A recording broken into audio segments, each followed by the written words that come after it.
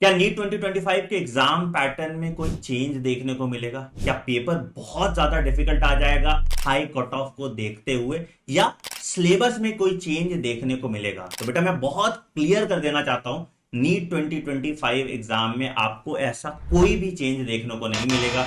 जैसे क्वेश्चंस आपने 2024 में देखे, जो सिलेबस आपने 2024 में फॉलो किया, वही सिलेबस आपको 2025 में भी फॉलो करना है। कुछ चीजों का बस आपको ध्यान रखना है। पहला, कि पेपर एनसीईआरटी से ही आएगा।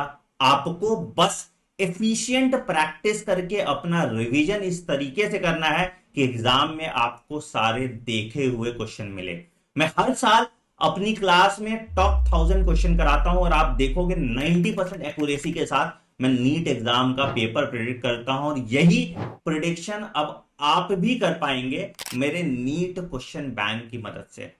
हमने लगभग 10,000 सवाल आपके लिए बनाए हैं बायोलॉजी के, लगभग 5,000 सवाल केमिस्ट्री के, और लगभग 5,000 सवाल फिजिक्स के आपके लिए बनाए गए हैं। ये सभी सवाल एक एक एनसीईआरटी लाइन से निचोड़ के बनाया गया है, और इसमें हर तरह के क्वेश्चन का ध्यान रखा गया है, चाहे वो स्टेटमेंट बेस्ड क्वेश्चन हो, चाहे वो असर्शन रीजन क्वेश्चन हो, चाहे वो मैच द फॉलोइंग हो, चाहे वो डायग्राम बेस्ड क्वेश्चन हो। हर तरह के क्वेश्चन का एक प्रॉपर ब्लेंड आपको मिलता है। इन किताबों का फॉर्मेट हमने कुछ इस तरीके से रखा है कि सबसे पहले आपको टॉपिक वाइज क्वेश्चन सॉल्व करने को मिलते हैं, और जब आप पूरा चैप्टर कंप्लीट कर लेते हो तो हम एक चैप्टर वाइज मॉक टेस्ट भी कराते हैं आपका।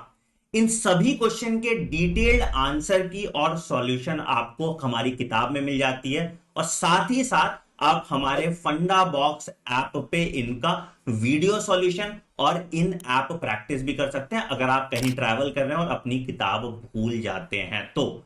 इन किताबों के साथ आप अगर हमारा पीवाईक्यू और एग्जाम्पलर का कॉम्बो भी परचेज कर लेते हैं तो आपकी पूरी प्रैक्टिस की जिम्मेदारी हमारी हो जाती है। मतलब आपने चैप्टर वाइज टेस्ट दिया, आपने टॉपिक वाइज क्वेश्चन किए, आपने पीवाईक्यू किया, आपने एग्जाम्पलर किया, और इसके बाद आप नीट एग्जाम देने जाएंगे तो सारे क्वेश्चन आपको देखे हुए मिलेंगे।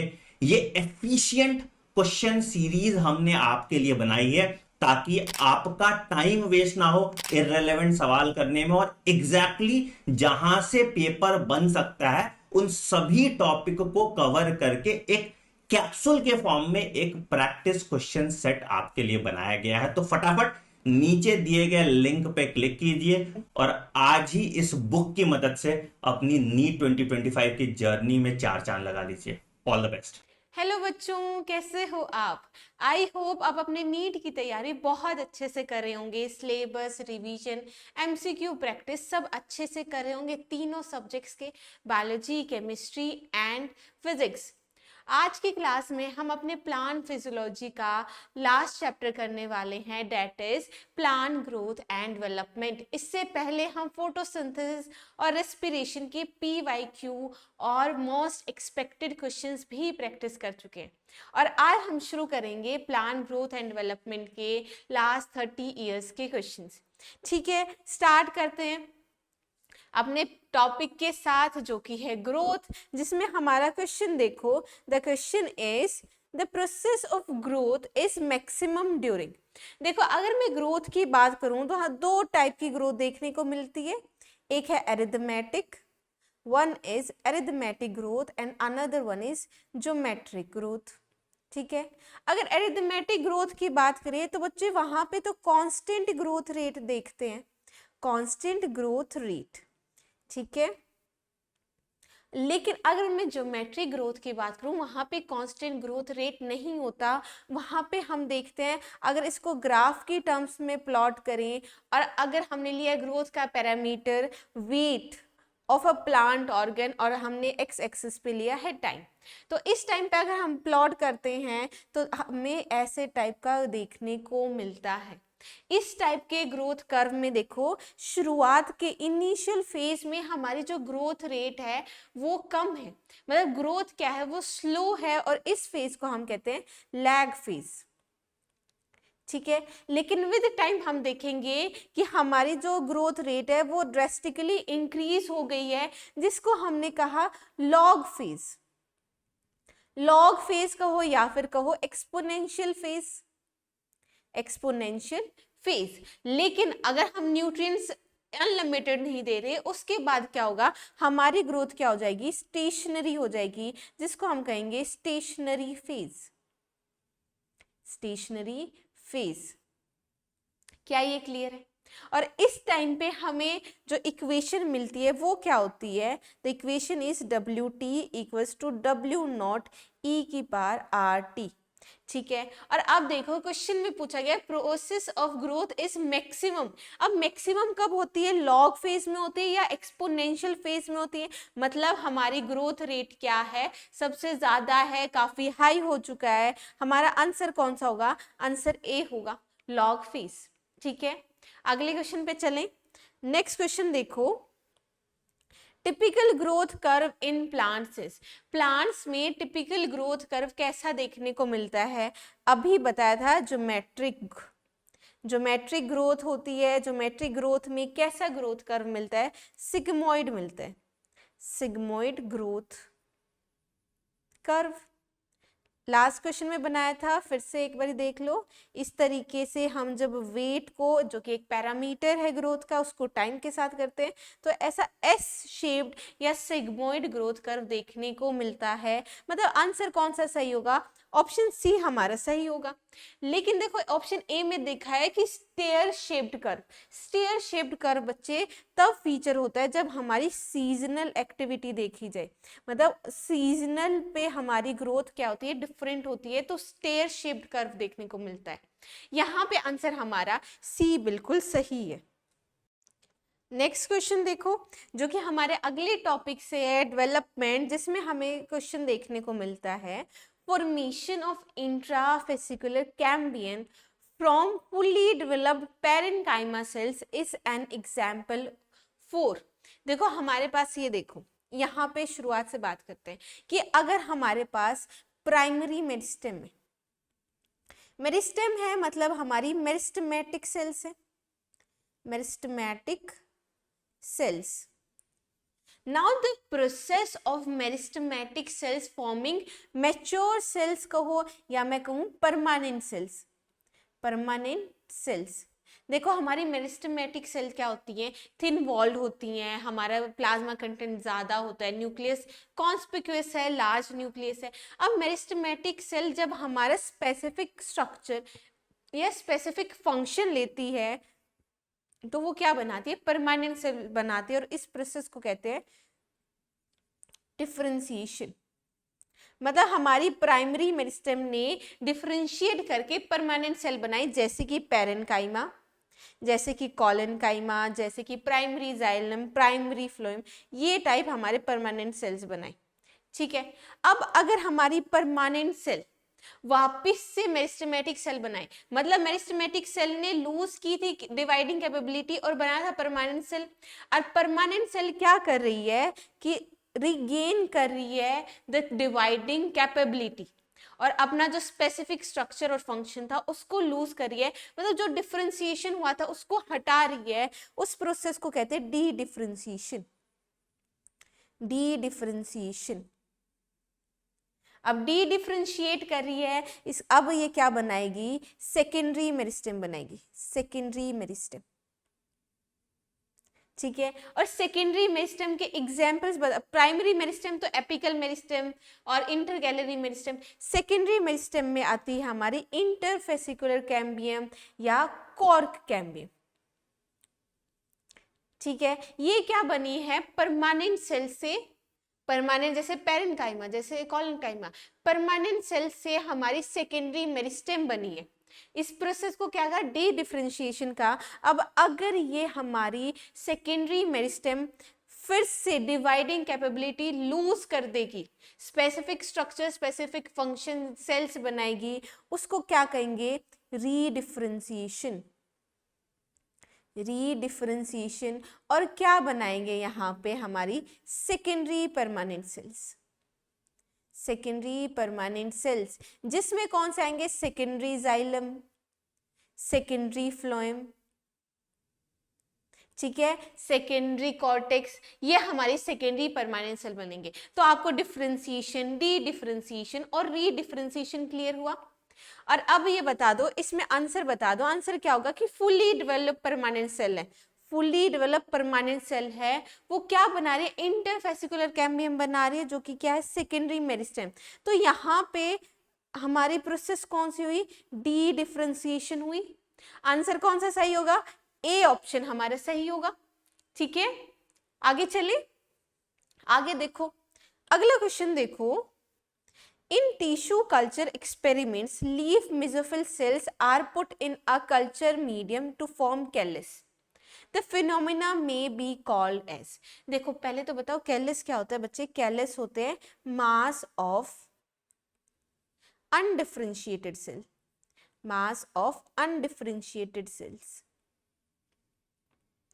मतलब देखो हुआ क्या है कि हमारी लीफ मेसोफिल सेल्स थी जो कि परमानेंट सेल्स थी।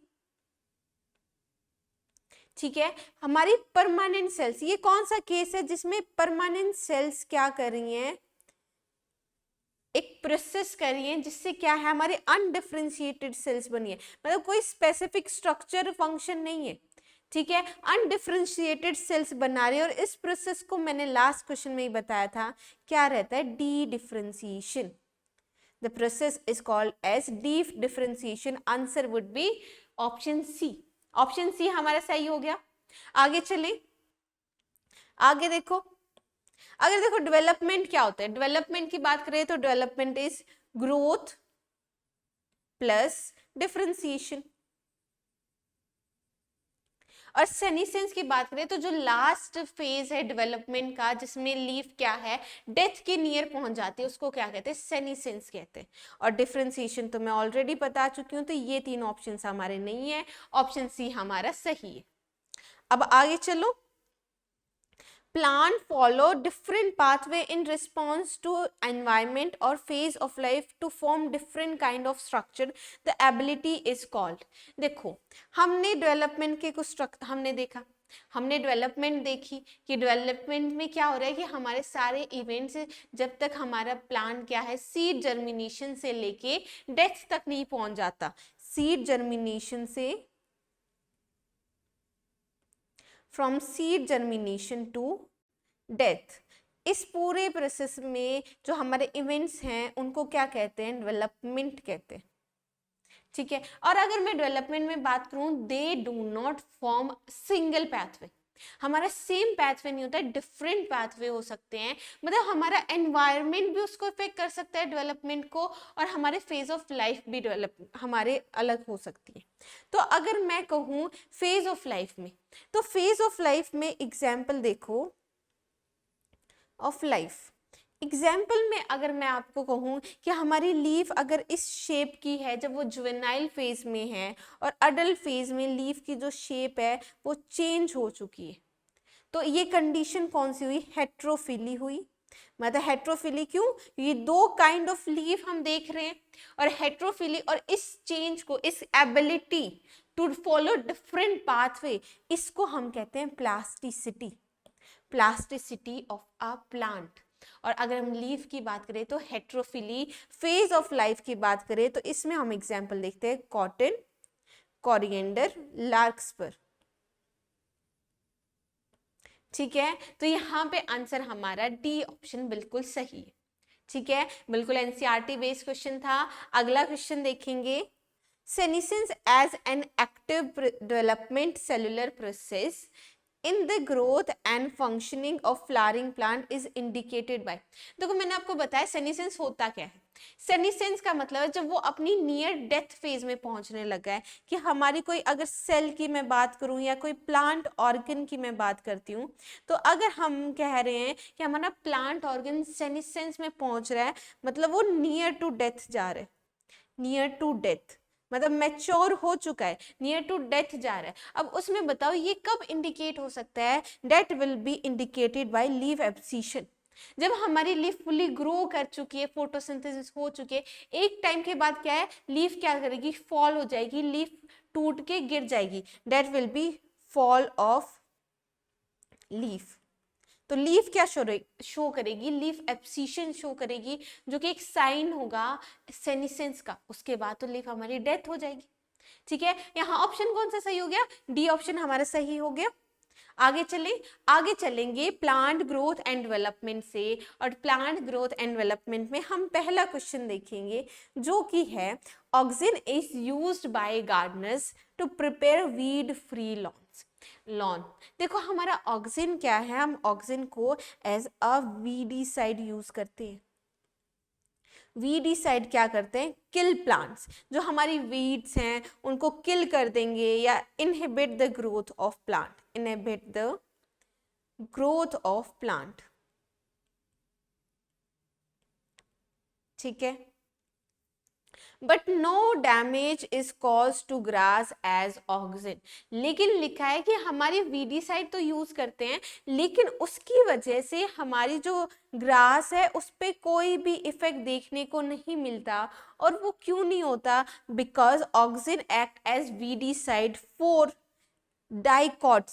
डाइकोटिलिडेंस के साथ, डाइकोटिलिडेंस पे अपना इफेक्ट शो करता है। It shows no effect on monocots पे कोई भी इफेक्ट शो नहीं करते ऑक्सिन एज अ वीडीसाइड। तो आंसर हमारा कौन सा सही हो जाएगा, ऑप्शन ए हमारा सही हो जाएगा। क्यों, क्योंकि देखो हमारा ग्रास है क्या, किससे बिलोंग करती है ग्रास बिलोंग करती है पोएसी फैमिली से, और पोएसी फैमिली तो आपको पता है कौन सी, मोनोकोट फैमिली है। तो क्लियर हो गया, ऑप्शन है हमारा सही हो गया। आगे चलें, आगे देखो next question is spraying sugarcane crop with which of the following plant growth regulators increases the length of stem thus increasing the yield। देखो हमारे क्वेश्चन में बोला गया है कि हम शुगर केन पे कौन सा प्लांट ग्रोथ रेगुलेटर स्प्रे करें जिसकी वजह से लेंथ क्या हो जाए, इंक्रीज हो जाए स्टेम की, और स्टेम की लेंथ इंक्रीज हुई तो यील्ड भी इंक्रीज हो जाएगा। अब देखो हमारी शुगर केन है, शुगर केन की स्टेम में हमें पता है कि शुगर स्टोर्ड रहती है, शुगर स्टोर्ड इन स्टेम, ये भी क्लियर है। अब जो शुगर केन स्टोर हो रखी है हमें यील्ड बढ़ानी है, इसका मतलब क्या है कि अगर मैं स्टेम की लेंथ की बात करती हूँ तो हमें लेंथ को इंक्रीज कराना है, लेंथ इंक्रीज। और वो कब होगा, अगर यहाँ पे जो हमारे इंटरनोडल इलोंगेशन हो जाए। और इंटरनोडल इलोंगेशन कौन कॉज करता है, जिबरलिन कॉज करता है। जिबरलिन का बहुत प्राइमरी बहुत इंपॉर्टेंट फंक्शन है that it cause internodal elongation, जिसकी वजह से क्या होगा कि हमारी स्टेम की हाइट क्या है या मैं कहूँ लेंथ क्या है, वो क्या हो जाएगी, इंक्रीज हो जाएगी। और इंक्रीज हो गई इसका मतलब क्या है कि हमारी जो यील्ड है that will be increase by 20 tons per एकड़। एक एकड़ में 20 टन्स की यील्ड हमारी इंक्रीज हो जाएगी जब हम जिबरलिन स्प्रे कर देंगे। मोटा सा हिसाब था, जिबरलिन ने इंटरनोडल इलोंगेशन को बढ़ा दिया। आंसर यहाँ पे कौन सा सही हो गया, डी ऑप्शन हमारे सही हो गया। क्या ये चीज क्लियर है? अगर जिबरलिन की बात करूं तो हमने जब डिस्कवरी में भी देखा था, डिस्कवरी में ई कुरोसावा सर ने देखा था कि हमारी बकाने डिसीज इन राइस, और उसमें हमने देखा था कि राइस में हमारे जो स्टेम है वो क्या है, इलोंगेटेड हो जा रही है, जो लेंथ है वो ज्यादा इंक्रीज हो जा रही थी। इंक्रीज क्यों हो रही थी, क्योंकि वो इंटरनोडल इलोंगेशन है उसको बढ़ा देता है, जिसकी वजह से स्टेम की हाइट क्या है वो इंक्रीज हो जाती है। यहाँ पे ऑप्शन डी हमारा सही है। ठीक है, अगला क्वेश्चन देखो, बहुत आसान था, एकदम हमारा एनसीईआरटी बेस्ड क्वेश्चन था। अगले क्वेश्चन पे चलेंगे। अगला क्वेश्चन देख लो, विच हार्मोन प्रमोट्स इंटरनोड और petiole elongation in deep water rice.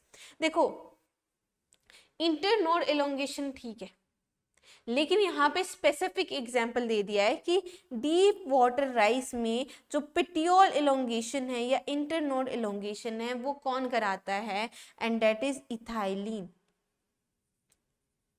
एकदम एनसीईआरटी की बात है, बिल्कुल गलत नहीं होना है। जब अगर हम डीप वाटर राइस में हम बात करते हैं तो इथाइलिन क्या है, पेटियोल इलोंगेशन करेगा, या फिर इंटरनोड एलोंगेशन करेगा, जिसकी वजह से क्या रहेंगे, जो हमारा स्टेम पार्ट है, स्टेम पार्ट या फिर हमारी जो लीव्स हैं that will be above water, और ताकि फोटोसिंथेसिस हो पाए। ठीक है, तो हुआ क्या कि जितनी ज्यादा पेटियोल एलोंगेशन होंगी, हमारी जो लीव्स हैं वो वाटर लेवल से ऊपर रहेंगी, और इसके लिए हम किसको यूज करते हैं, इथाइलिन को यूज करते हैं। ऑप्शन डी हमारा सही है। और इथाइलिन को लेके आपको ये बात तो बताइए कि इथाइलिन क्या है, हमारा गैस हार्मोन है, जिसकी एक्विस फॉर्म क्या है, एक्विस फॉर्म इज इथेफोन, जो कि जहां पे साइट ऑफ एक्शन पे रिलीज होके क्या करता है, इथाइलिन रिलीज करता है। ये क्लियर है, ऑप्शन डी क्लियर है, बिल्कुल ध्यान से देखना, हमारा एकदम एनसीईआरटी बेस्ड है। आगे चले, आगे देखो, production of cucumber has increase manifold in recent years, application of which of the following plant hormones has resulted in the increased yield as the hormone to produce female flower in plants। ये कह रहे हैं कि कुछ years में हमने देखा cucumber का प्रोडक्शन इंक्रीज हो गया। अब वो इंक्रीज क्यों हो गया, क्योंकि जो फीमेल फ्लावर था उनका प्रोडक्शन बढ़ गया, कि फीमेल फ्लावर ज्यादा बनने लग गए। और ये कब हुआ, क्योंकि हमने एक प्लांट हार्मोन या प्लांट ग्रोथ रेगुलेटर यूज किया, और वो प्लांट ग्रोथ रेगुलेटर कौन सा होता है बच्चे, इथाइलिन। क्यों, क्योंकि ethylene causes increase in female flowers in cucumber, flowers in cucumber. मतलब क्या है कि क्यूकम्बर प्लांट में फीमेलनेस को प्रमोट कर रहा है इथाइलिन। ऑप्शन डी सही होगा। इथाइलिन को लेके हमारे पास बहुत क्वेश्चंस आते हैं, और हमें सारे के सारे फंक्शन जो है इथाइलिन के उनको ध्यान रखते हैं, जिसमें से एक क्या है, increase in female flower of cucumber. अगर मैं एक बारी मोटे मोटे हिसाब से मैं आपके साथ डिस्कस करूं इथाइलिन के फंक्शन, तो इथाइलिन के फंक्शन में याद रखो, एक तो हो गया triple response, triple response of seedling. उसमें बच्चे होता क्या है, तीन, देखो कि अगर ये हमारे प्लांट, अगर हमारी ऐसी है स्टेम, ठीक है, तो हमारी स्टेम इथाइलिन के, अगर इथाइलिन को हम स्प्रे करेंगे उसकी वजह से क्या होगा कि हमारे तीन रिस्पॉन्स देखने को मिलते हैं। पहला रिस्पॉन्स है हॉरिजॉन्टल ग्रोथ, हॉरिजॉन्टल ग्रोथ होगी एक्सिस की। दूसरा है कि हमारी जो एक्सिस है वो स्वेलिंग हो जाएगी, और हमारा एपिकल हुक फॉर्मेशन होगा। मतलब जैसे हमारी ऐसे हमारी स्टेम थी वो इस तरीके की शो करेगी, इस तरीके की ग्रोथ हो जाएगी। और ये कब हुआ, इथाइलिन स्प्रे करने पे हुआ, और इसको कहते हैं ट्रिपल रिस्पॉन्स। ये one of the physiological function of ethylene. और देखो, और हम देखते हैं कि हमारे फ्लावरिंग को प्रमोट करता है in pineapple, pineapple and mango. Also it causes synchronization of fruit। अब आप पूछेंगे सिंक्रोनाइजेशन ऑफ फ्रूट से क्या मतलब है। सिंक्रोनाइजेशन फ्रूट के मतलब है कि हमारा अगर एक प्लांट है उस पर हमने स्प्रे कर दिया इथाइलिन, उसकी वजह से होगा क्या, सारे जो फ्रूट है वो एक टाइम पे मैच्योर होंगे, एक टाइम पे राइप होंगे। इससे हमारे जो मैकेनिकल वर्क है वो कम होगा, क्योंकि एक बार सबको तोड़ लेंगे।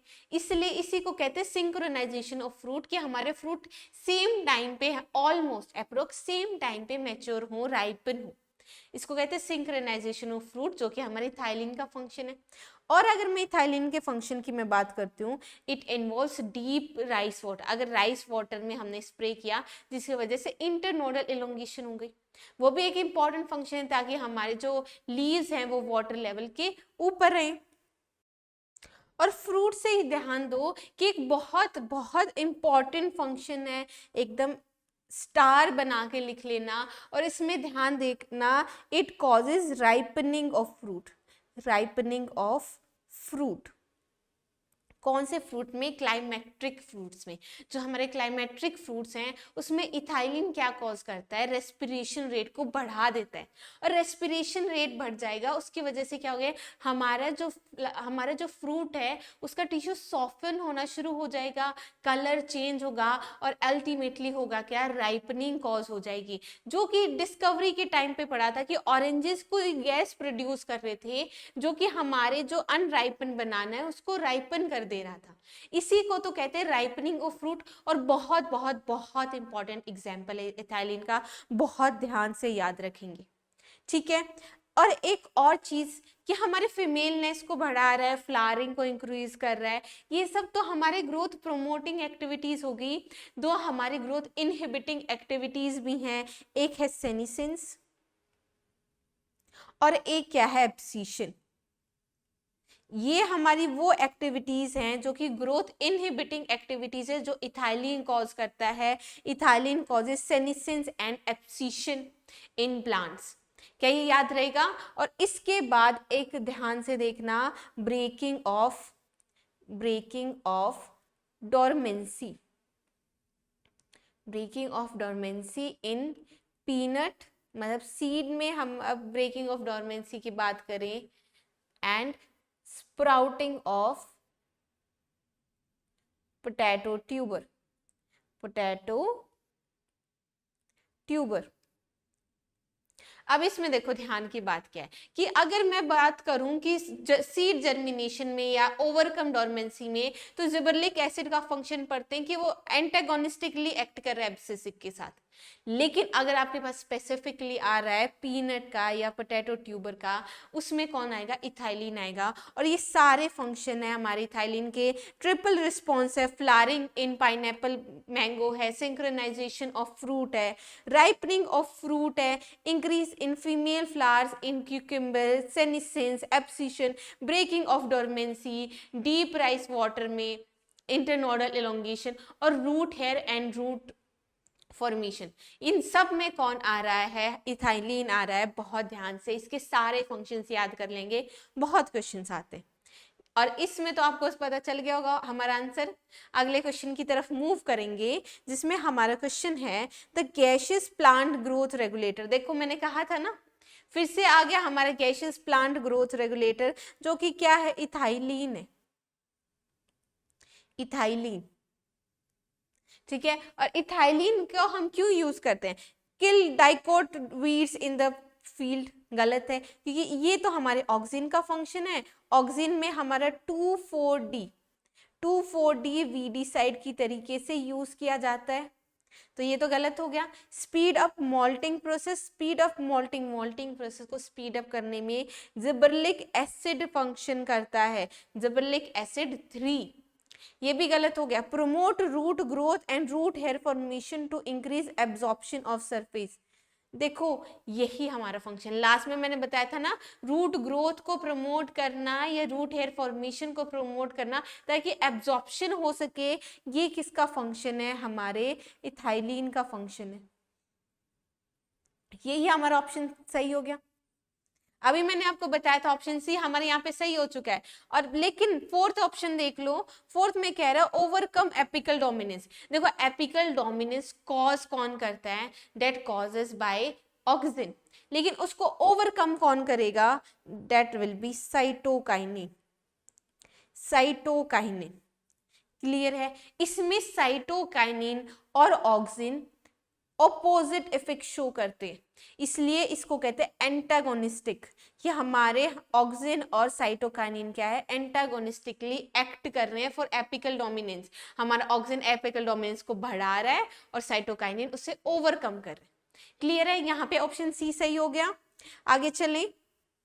The plant hormone use to destroy weeds in field. कौन सा प्लांट हार्मोन है जो हमारे वीड्स को डिस्ट्रॉय करने में हेल्प करता है? मतलब वीडिसाइड। ये तो आपको पता है कि ऑक्सिन करता है, लेकिन उस ऑक्सिन में भी कौन specifically? That is 2,4-D। Option will be option D. Clear है? आगे चले। अगला question, name the plant growth regulator which upon spraying of sugarcane crop increases the length of stem, thus increasing the yield of sugarcane crop, मतलब वो कौन सा plant growth regulator है, phyto hormone है कि शुगर केन पे spray किया जिसकी वजह से लेंथ इंक्रीज हुई, मतलब इंटरनोडल इलोंगेशन हुई, इंटरनोडल इलोंगेशन, जिसकी वजह से हमारी स्टेम की लेंथ थी वो इंक्रीज हो गई और उसके अंदर शुगर स्टोर था, मतलब यील्ड भी क्या हो गई है, इंक्रीज हो गई है। ऑलरेडी ये क्वेश्चन हम डिस्कस कर चुके हैं और आंसर इसमें क्या है, जिबरलिन है, जो कि इंटरनोडल इलोंगेशन कॉज करता है शुगर केन क्रॉप में। आंसर हमारा बी सही हो चुका है। आगे चलें, अगला क्वेश्चन देखो, विच of the following is not an inhibitory substance governing seed dormancy, इनमें से वो कौन सा है जो सीड डोरमेंसी को इनहिबिट नहीं करता। देखो, जब हमारा सीड जर्मिनेशन टॉपिक था उसमें हम पढ़ते थे abscisic acid, para ascorbic acid और फिनोलिक एसिड, ये तीनों ही सब्सटेंसेस क्या कॉज करते हैं, it causes inhibition of seed germination, seed germination, मतलब ये क्या करेंगे कि सीड को डोरमेंट स्टेज में रखेंगे,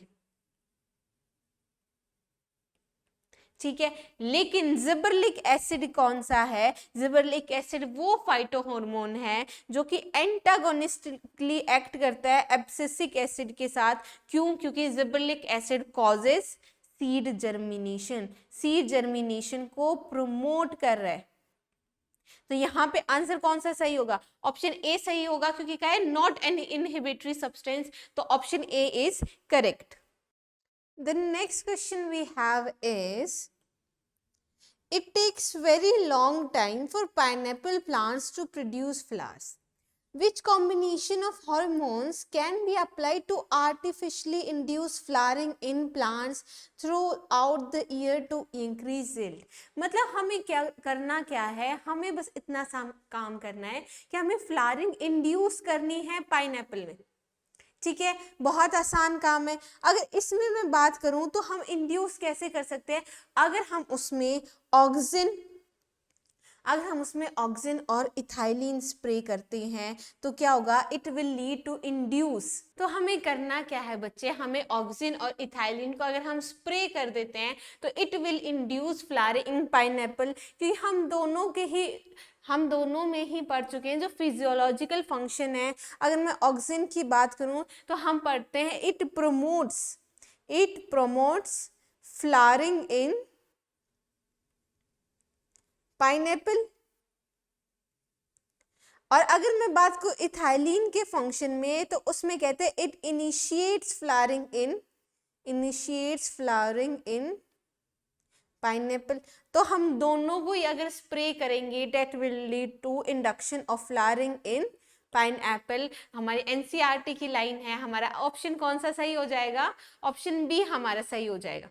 आगे चलें, आगे देखो, fruit and leaf drop at early stages can be prevented by the application of, देखो एनसीईआरटी ही की बात है कि ऑक्सिन बच्चे क्या करता है, auxin leads to prevention of fruit and leaf drop in early stages, कि जब अर्ली स्टेजेस की बात करें तो जो हमारा फ्रूट ड्रॉप या लीफ ड्रॉप है, मतलब एब्सिशन है, उसको क्या करेगा, प्रिवेंट करेगा। लेकिन उसे एनसीईआरटी में लिखा है in older stages it leads to fruit fall, या फिर मैं कहूँ एब्सिशन, कि हमारा एब्सिशन कॉज करता है इन ओल्डर स्टेजेस। क्यों? क्योंकि उसकी कंसंट्रेशन कम हो जाती है। तो क्लियर है, हमारे यहाँ पे ऑप्शन कौन सा सही होगा, ऑक्सिन हमारा सही होगा, ठीक है। आगे चले, अच्छा ठीक है, काम करते हैं, पहले हम ऑक्सिन के फंक्शन डिस्कस कर लेते हैं। ऑक्सिन के फंक्शंस बता दो। एक फंक्शन पहले क्वेश्चन में आ गया था कि एज अ वीडीसाइड यूज किया जाता है फॉर डाइकोट्स, उसमें भी स्पेसिफिकली कौन सा, 2,4-D, क्लियर है। It leads to the cell division, cell division में भी हेल्प करता है, और क्या करता है, जाइलम डिफरेंशिएशन में हेल्प करता है, जाइलम डिफरेंशिएशन, क्लियर है। और अगला एक बहुत इंपॉर्टेंट फंक्शन है, स्टार मार्क करके एपिकल डोमिनेंस कॉज करता है। क्या कॉज करता है? Apical dominance. अब ये क्यों? देखो, अगर मैं बात करूं एपिकल डोमिनेंस है क्या। एपिकल डोमिनेंस का मतलब है, सपोज करो ये हमारे एक एक्सिस है, उसमें हमारे टिप में क्या रहता है कि टिप में हमारे ऑक्सीजन की कंसंट्रेशन ज़्यादा है। अब ऑक्सीजन की कंसंट्रेशन ज़्यादा है तो क्या रहेगा, हमारा एपिकल बड ग्रो करता रहेगा और इंक्रीज करता रहेगा हाइट में, लेकिन हमारे लेटरल बर्ड्स भी प्रेजेंट होते हैं। तो होगा क्या कि एपिकल बर्ड में हमारा ऑक्सीजन है, जिसकी वजह से हमारी ग्रोथ कहाँ होगी, एपिकल बर्ड के थ्रू होगी, और सप्रेशन रहेगा हमारे लेटरल बर्ड्स का या एक्सिलरी बर्ड्स का। तो इसी को कहते हैं एपिकल डोमिनेंस, कि हमारी एपिकल ग्रोथ जो है वो डोमिनेंट है then lateral growth. Lateral growth मतलब लेटरल ब्रांचेस, इसको कहते हैं apical dominance. It causes apical dominance, बहुत इंपॉर्टेंट है। फिर हम पढ़ते हैं कि अगर हमने इस टिप को रिमूव कर दिया, इस टिप को रिमूव करने से हुआ क्या कि हमारे जहाँ पे हमारी प्रेजेंट था, जहाँ पे हमारा ऑक्सीजन प्रेजेंट था, वो तो हमने हटा दिया। इसकी वजह से क्या होता है कि हमारी जो लेटरल ग्रोथ है, लेटरल जो है ये हमारे ग्रो करना शुरू कर जाएंगे, जिसकी वजह से क्या होगी, हमारी लेटरल ब्रांचेस बनेंगी, जिसकी वजह से हमारी लेटरल ब्रांचिंग होगी। और इसी को हमारे जो ये शूट टिप को हम कट कर रहे हैं, इसको हम यूज करते हैं फॉर टी प्लांटेशन या फिर हेज फॉर्मेशन। मतलब क्या कि अगर हमें अपनी लेटरल ब्रांचेस की ग्रोथ को बढ़ाना है तो हम टिप को क्या कर देंगे, कट कर देंगे। टिप को कट करने का मतलब है हमने ऑक्सीजन को हटा दिया। ये ऑक्सीजन ही तो था जो एपिकल डोमिनेंस को कॉज कर रहा था। क्या ये चीज क्लियर है? आगे चलें। हमारा वीडी साइड cell division, xylem differentiation, apical dominance, और एक है हमारा रूट ग्रोथ, या मैं कहूँ रूट फॉर्मेशन को हमारे हेल्प करता है, इसलिए रूट प्रोमोटिंग हार्मोन बोला गया है ऑक्सीजन को। क्लियर है? हमारा अगला इंपॉर्टेंट फंक्शन है कि रूट प्रोमोटिंग हार्मोन है। ठीक है, अगले फंक्शन की मैं बात करूं, अगला फंक्शन भी बहुत इंपॉर्टेंट है। इट लीड्स टू पार्थिनोकार्पी, मतलब formation of parthenocarpic fruits in tomato. देखो, पार्थिनोकार्पिक फ्रूट्स होते हैं सीडलेस फ्रूट, मतलब formation of fruit without fertilization. और फर्टिलाइजेशन नहीं हुआ, इसका मतलब है कि हमारे सीड नहीं प्रेजेंट है, और इसी को पार्थिनोकार्पिक फ्रूट कहते हैं, जिसको प्रोमोट करता है ऑक्सीजन टोमेटो में। तो ये हमारे सारे फंक्शन हो गए ऑक्सीजन के, जिसमें वीडी साइड की तरह काम करता है। 2,4-D बहुत इंपॉर्टेंट है, डाइकोट्स में कोई इफेक्ट नहीं होगा, मोनोकोट्स में। सेल डिवीजन को प्रोमोट करता है, जाइलम डिफरेंशिएशन को प्रोमोट करता है, एपिकल डोमिनेंस कॉज करता है। एपिकल डोमिनेंस का बहुत मतलब है कि हमारी एपिकल ग्रोथ होती रहेगी, लेटर ग्रोथ को सप्रेस कर रहा है, लेटर बर्ड्स की ग्रोथ को सप्रेस कर रहा है। इसको कहते हैं एपिकल डोमिनेंस। कौन कॉज करता है? ऑक्सीजन कॉज करता है। रूट फॉर्मेशन को कॉज करेगा रूट प्रोमोटिंग हार्मोन है। ठीक है, पार्थिनोकार्पिक फ्रूट फॉर्मेशन में it leads to parthenocarpic fruit formation in tomato. और एक एब्सिशन को लेके स्पेशल है कि अर्ली स्टेजेस में तो प्रिवेंट करेगा एब्सिशन को, लेकिन ओल्डर स्टेजेस में it leads to the abscission, मतलब फ्रूट फॉल या लीफ फॉल। तो हमारा आंसर कौन सा सही हो गया? ऑप्शन बी हमारा सही हो गया। क्लियर है? आगे चलें। आगे देखो, you are given a tissue with its potential for differentiation in an artificial culture। आपको एक टिश्यू दिया गया है जो कि डिफरेंशिएशन कॉज कर सकता है। Which of the following pair of hormones would you add to the medium to secure shoot as well as root? देखो, हम कह रहे हैं कि potential for differentiation in an artificial culture, मतलब अभी वो डिफरेंशिएटेड नहीं है। मतलब कह रहे हैं, देखो, अगर मैं एक पेट्री डिश में हमारी कुछ सेल्स लेती हूँ, एक टिश्यू लेती हूँ जो कि है हमारा कैलिस। कैलिस किसका बना हुआ है? अनडिफरेंशिएटेड सेल्स का बना है। अब इनके पास क्या है कि अनडिफरेंशिएटेड सेल्स, इसके पास एबिलिटी है कि डिफरेंशिएट कर सकता है। अब वो करेगा कैसे? अगर इसको हम कौन से हार्मोन से प्रोवाइड कराएं? ऑक्सिन और auxin plus cytokinin. Auxin plus cytokine. अब यहाँ पे बहुत इंटरेस्टिंग चीज है, हमने ऑक्सिन और साइटोकाइनिन अगर हमने मीडियम में दिया तो हमारी रूट और शूट फॉर्मेशन होगी, लेकिन कैसे? अगर हमने ऑक्सिन की कंसंट्रेशन ज्यादा रखी साइटोकाइनिन से, it will lead to the formation of root formation शुरू हो जाएगी, मतलब डिफरेंशिएशन हो रही है, हमारी रूट्स की सेल्स बन रही है, हमारी जो अनडिफरेंशिएटेड सेल्स थी that are differentiating to form root. ठीक है, लेकिन दूसरा केस है कि मैंने साइटोकाइनिन की कंसंट्रेशन ज्यादा रखी है ऑक्सिन से। अगर साइटोकाइनिन की कंसंट्रेशन ज्यादा रखी तो साइटोकाइनिन क्या करता है? शूट फॉर्मेशन में हेल्प करता है। ये क्या बना देगा? शूट बना देगा। क्लियर है? ऑक्सिन की कंसंट्रेशन ज्यादा तो रूट फॉर्मेशन, साइटोकाइनिन की कंसंट्रेशन ज्यादा तो शूट फॉर्मेशन। और यहाँ पे आंसर आपका कौन सा सही हो जाएगा? ऑप्शन बी सही हो जाएगा। मतलब सीधी सी बात है, अनडिफरेंशिएटेड सेल्स मतलब कैलस में ऑक्सिन और साइटोकाइनिन की रेशियो पे डिपेंड करता है कि रूट बनेगी या शूट बनेगी। क्या ये चीज क्लियर है? होने दोनों चाहिए बट उसकी रेशियो पे डिपेंड करेगा।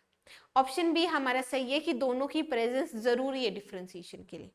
आगे चलते, आगे देखो, Avena curvature is use for bioassay of, Avena curvature test, this is bioassay for auxin. इसमें क्या होता है? इसमें ध्यान देखो, इसमें हम कहेंगे कि ये एक तो ये पहले बात ये दिया किसने था? FW वेंटसन ने।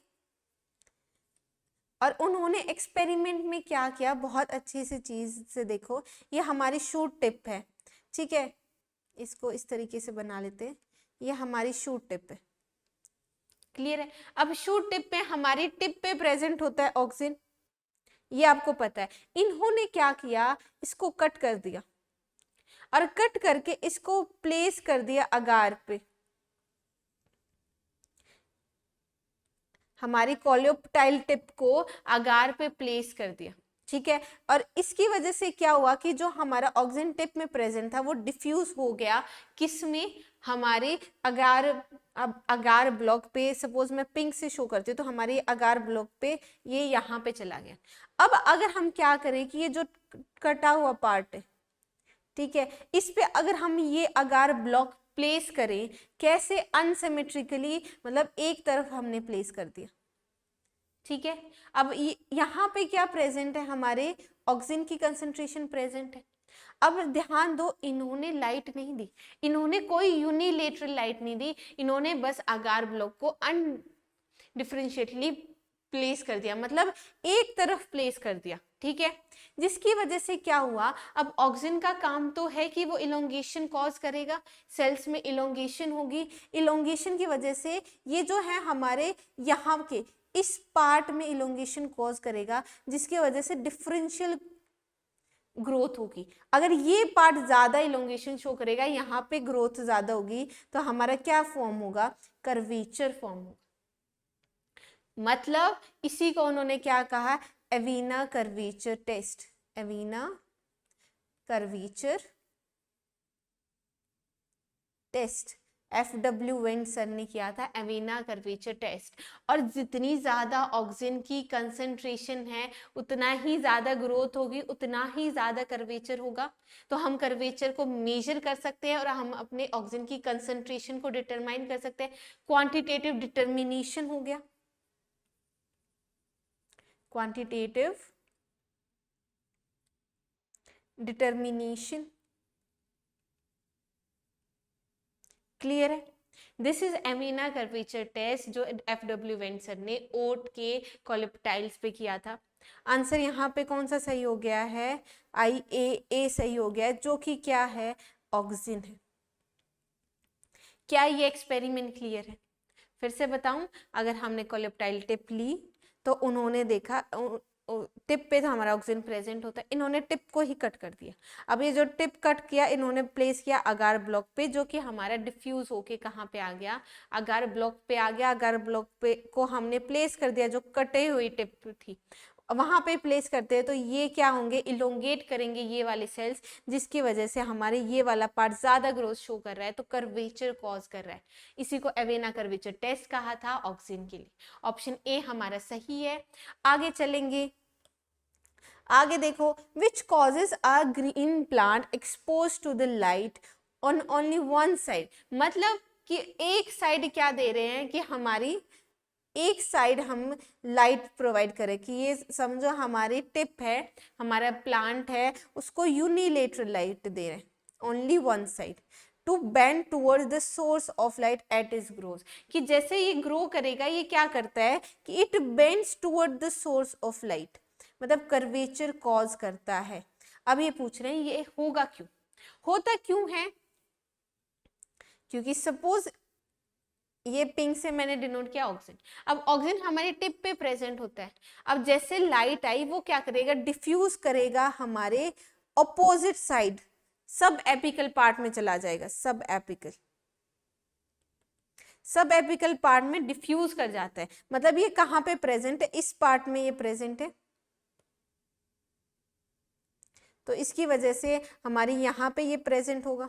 अब ऑक्सीजन की कंसेंट्रेशन इस पार्ट में बढ़ गई, ये क्या कॉज करेगा, सेल इलोंगेशन कॉज करेगा, और सेल इलोंगेशन से होगा क्या कि ये वाला जो पार्ट है, दिस पार्ट विल इलोंगेट, इसकी ग्रोथ क्या होगी, ज्यादा होगी, जिसकी वजह से यहाँ पे हमारा कर्वेचर देखने को मिलता है towards the source of light, towards the unilateral light.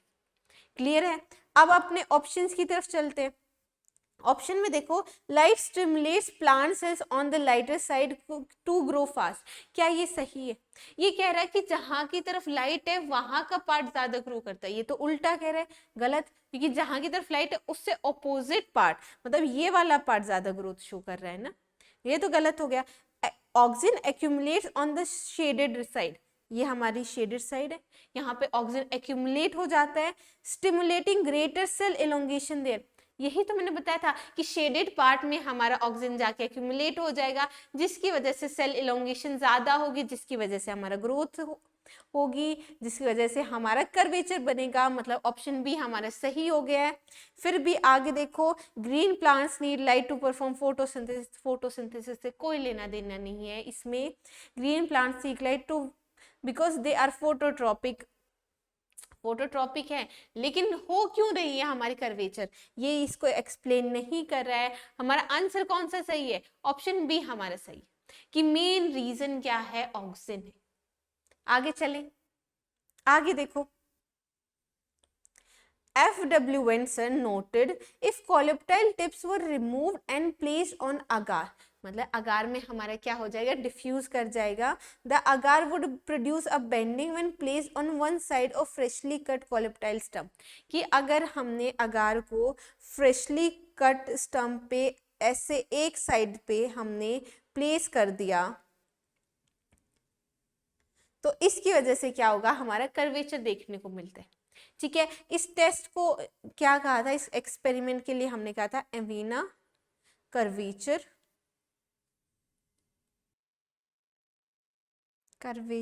Test.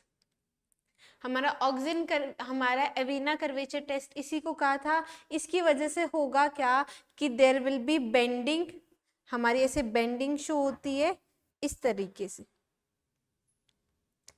Clear है, ये एक्सपेरिमेंट मैं ऑलरेडी बता चुकी हूँ, F.W. वेंसन ने दिया था। अब यहाँ पे देखो conclusion, it made possible the isolation and exact identification of oxygen. देखो आइसोलेशन तो हुआ था पर एग्जैक्ट आइडेंटिफिकेशन नहीं हुआ था, कैरेक्टराइजेशन नहीं हुआ था, ये तो ऑप्शन गलत होगा। It is the basis for quantitative determination of small amounts of growth promoting substance. Yes, उन्होंने quantitative determination किया small amount of growth promoting substance, जो क्या है, ऑक्सीजन है। तो हमारा ये ऑप्शन सही हो सकता है, बिल्कुल हो सकता है। आगे देखो, it suppose the hypothesis that IAA is oxygen, नहीं, IA का डिटर्मिनेशन नहीं किया था, उन्होंने कहा था there is some growth promoting substance, उन्होंने ऑक्सिन बोल दिया था, ये नहीं। It demonstrated polar movement of auxin. बिल्कुल, ऑक्सिन कैसी शो करता है, पोलर मूवमेंट शो करता है, कि जैसे कि हमारा यहाँ से ये पार्ट कहाँ जा रहा है, इधर डिफ्यूज हो रहा है, इसी को तो पोलर मूवमेंट कह रहे हैं, कि अगर हमारी टिप पे हमारा ऑक्सिन प्रेजेंट है तो वो मूव करता है टुवर्ड्स द बेस, इसको कहते हैं बेसिपिटल पोलर मूवमेंट। क्लियर है? तो इस तरीके से मूव कर रहा है, तो ये भी हमारा सही ऑप्शन हो सकता है। तो अगर मैं बात करूं AIPMT 2014 में हमारा B और D दोनों ही सही ऑप्शन हो सकते हैं। क्लियर है? ये हमारा कंट्रोवर्शियल क्वेश्चन है हमारा। आगे चलें, आगे देखो, which one of the following growth regulators is known as stress hormone. बहुत इंपॉर्टेंट पॉइंट, ये हमारा स्ट्रेस हार्मोन हम किसे कहते हैं, एब्सिसिक एसिड को कहते हैं, ABA। देखो, हम कहते हैं कि हमारे हार्मोन्स कुछ होते ग्रोथ प्रोमोटिंग, कुछ होते ग्रोथ इनहिबिटिंग। ग्रोथ प्रोमोटिंग में हम पढ़ते हैं ऑक्सिन, साइटोकाइनिन और जिबर्लिक एसिड, ये हो गया हमारे ग्रोथ प्रोमोटिंग। हम ग्रोथ इनहिबिटिंग में पढ़ते हैं बच्चे इथाइलिन और एब्सिसिक एसिड। लेकिन इथाइलिन की मैं बात करूं तो ये क्या है, both growth promoting and growth inhibiting, मतलब ये कुछ ग्रोथ प्रोमोटिंग भी एक्टिविटी शो करता है, कुछ ग्रोथ इनहिबिटिंग एक्टिविटी भी शो करता है। लेकिन ABA हमारा टोटली ग्रोथ इनहिबिटिंग हार्मोन। ये करता क्या है, सपोज आपके पास स्ट्रेस कंडीशन, अगर वाटर स्ट्रेस आया है तो ये क्या करेगा, वाटर स्ट्रेस पे क्या करेगा, स्टोमेटा को क्लोज कर देगा, ताकि हमारा वाटर लॉस ना हो थ्रू स्टोमेटा। ठीक है, अगर हमारी ऐसी कंडीशंस हैं, लॉजिंग कंडीशंस हैं, मतलब ग्रोथ वाटर स्ट्रेस हो गया तो हमारे स्टोमेटा को क्लोज कर दिया, लेकिन अगर ऐसे कंडीशन है कि न्यूट्रिएंट डेफिशिएंसी है, लाइट नहीं मिल रही है, तो उस टाइम क्या करेगा, लीव एब्सिशन शो करेगा। कैसी एक्टिविटी, जैसे स्टोमेटा क्लोजर हो गया, लीफ एब्सिशन हो गया। क्यों? क्योंकि अगर कोई लीफ अपनी सेनेसेंस स्टेज में है तो, और उसमें हमारी फोटोसिंथेसिस अच्छे से नहीं हो रही, उसको तोड़ दो, मतलब हमारी फॉल हो जाएगी, हमारे प्लांट की क्या है, एनर्जी बचेगी, क्योंकि न्यूट्रिएंट्स नहीं, क्योंकि वो एनर्जी इतनी बन नहीं रही, लीफ एब्सिशन शो कर रहा है। फिर एक तीसरा पॉइंट देखो कि अगर हमारा जो सीड है वो अनफेवरेबल कंडीशंस है, अनफेवरेबल कंडीशंस में अगर सीड जर्मिनेशन हुआ तो अच्छे से तो होगा नहीं, कि अगर लाइट नहीं मिल रही है, अगर हमारा वाटर ऑप्टिमम प्रेजेंट नहीं है, तो हमारा जो सीडलिंग है वो सरवाइव ही नहीं कर पाएगा। इससे अच्छा होगा क्या, कि हमारा सीड क्या हो जाए, डोरमेंट स्टेज में चला जाए, सीड डोरमेंसी कॉज करता है। तो ये सारी हमारी ग्रोथ इनहिबिटिंग एक्टिविटीज हैं, जो कि स्ट्रेस्ड कंडीशंस में हमारा एब्सिसिक एसिड फंक्शन करता है, जैसे सीड को डोरमेंट स्टेज में लेके आना, लीफ एब्सिशन कराना, स्टोमेटा क्लोज कराना, ये सारे कौन करेगा, एब्सिसिक एसिड करेगा, और इसलिए इसको क्या कहते हैं, स्ट्रेस हार्मोन कहते हैं। क्लियर है? ऑप्शन ए सही हो गया। आगे चलें, अगला क्वेश्चन देखो, during seed germination it stored food is mobilized bye.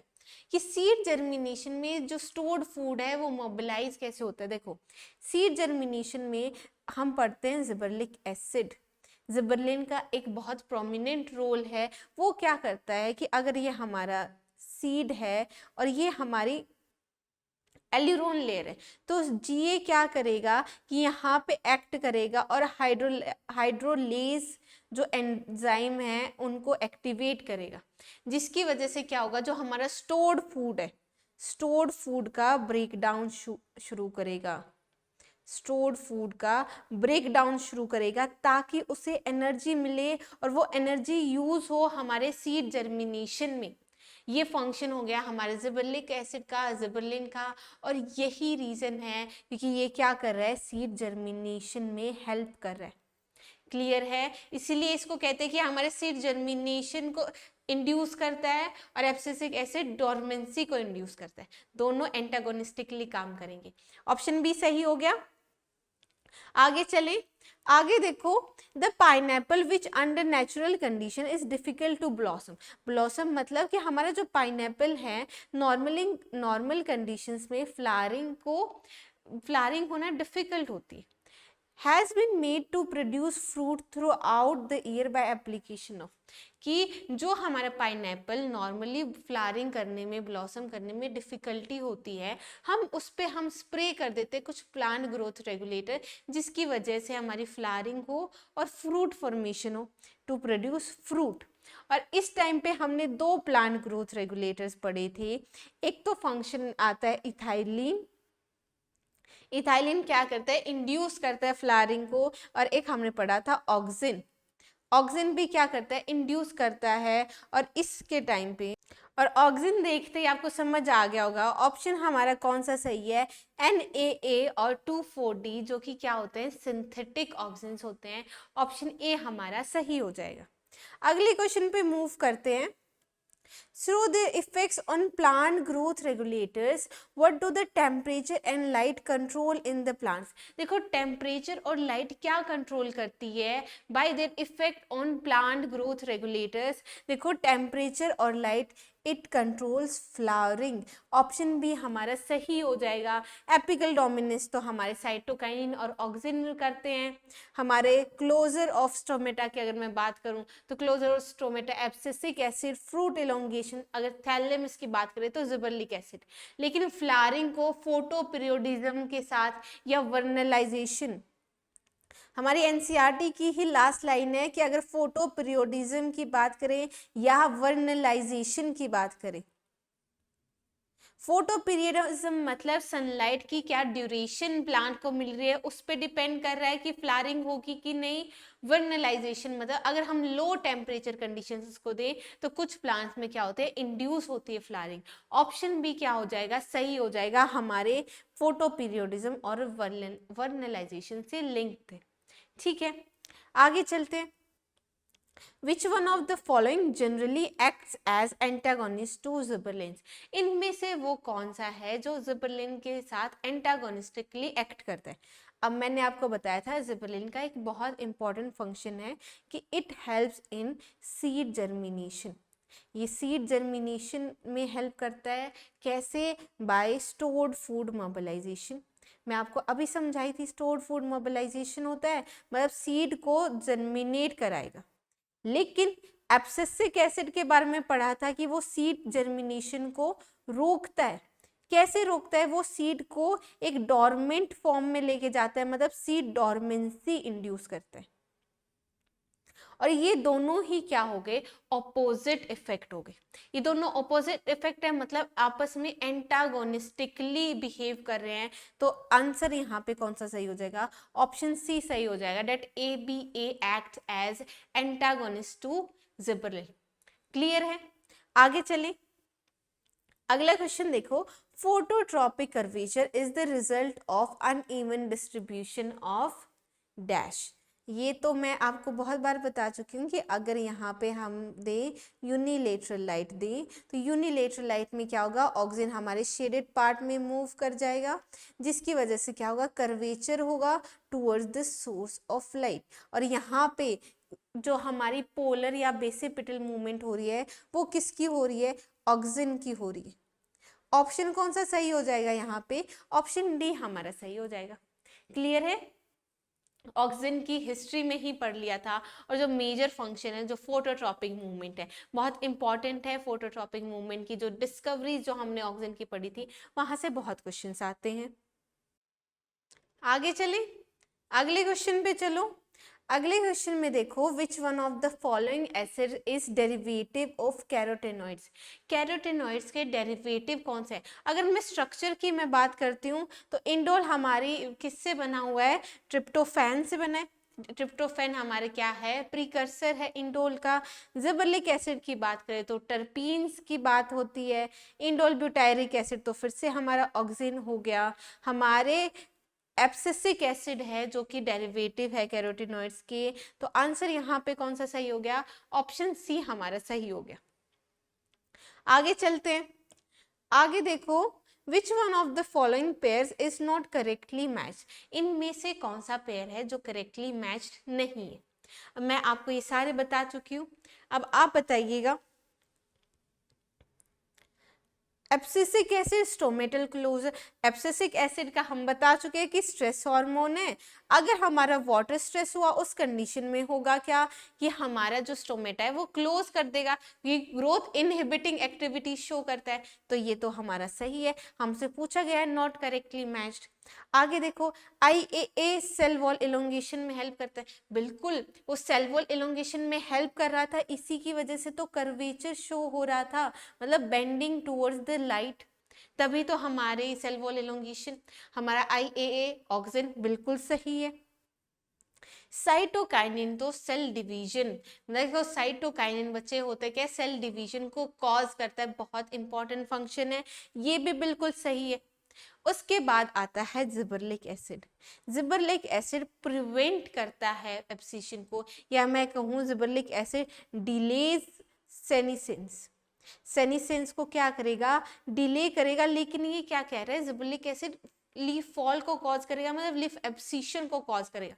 दोनों उल्टी स्टेटमेंट से, मतलब हमारा ऑप्शन ए ही क्या हो जाएगा, सही हो जाएगा, क्योंकि क्या पूछा था, नॉट करेक्टली मैच्ड। ठीक है, लीफ फॉल कौन कॉज करता है, एब्सिसिक एसिड और इथाइलिन। ये फंक्शन किसका होता है, इथाइलिन का होता है और एब्सिसिक एसिड का होता है। Option A will be correct. आगे चलो, parthenocarpic fruits can be produced by, parthenocarpic tomato fruits, वो कौन सा प्लांट ग्रोथ रेगुलेटर है जो पार्थिनोकार्पी इंड्यूस करता है, and that is auxin. Auxin का फंक्शन मैंने आपको पढ़ाया था, उसमें मैंने बताया था कि हमारे ऑक्सिन क्या करेगा, पार्थिनोकार्पिक फ्रूट्स फॉर्मेशन को कॉज करेगा। तो यहाँ पे ऑप्शंस देख लो, treating the plant with phenyl mercuric acetate, phenyl mercuric acetate कोई फॉर्म नहीं है ऑक्सिन की, तो ये तो गलत हो गया।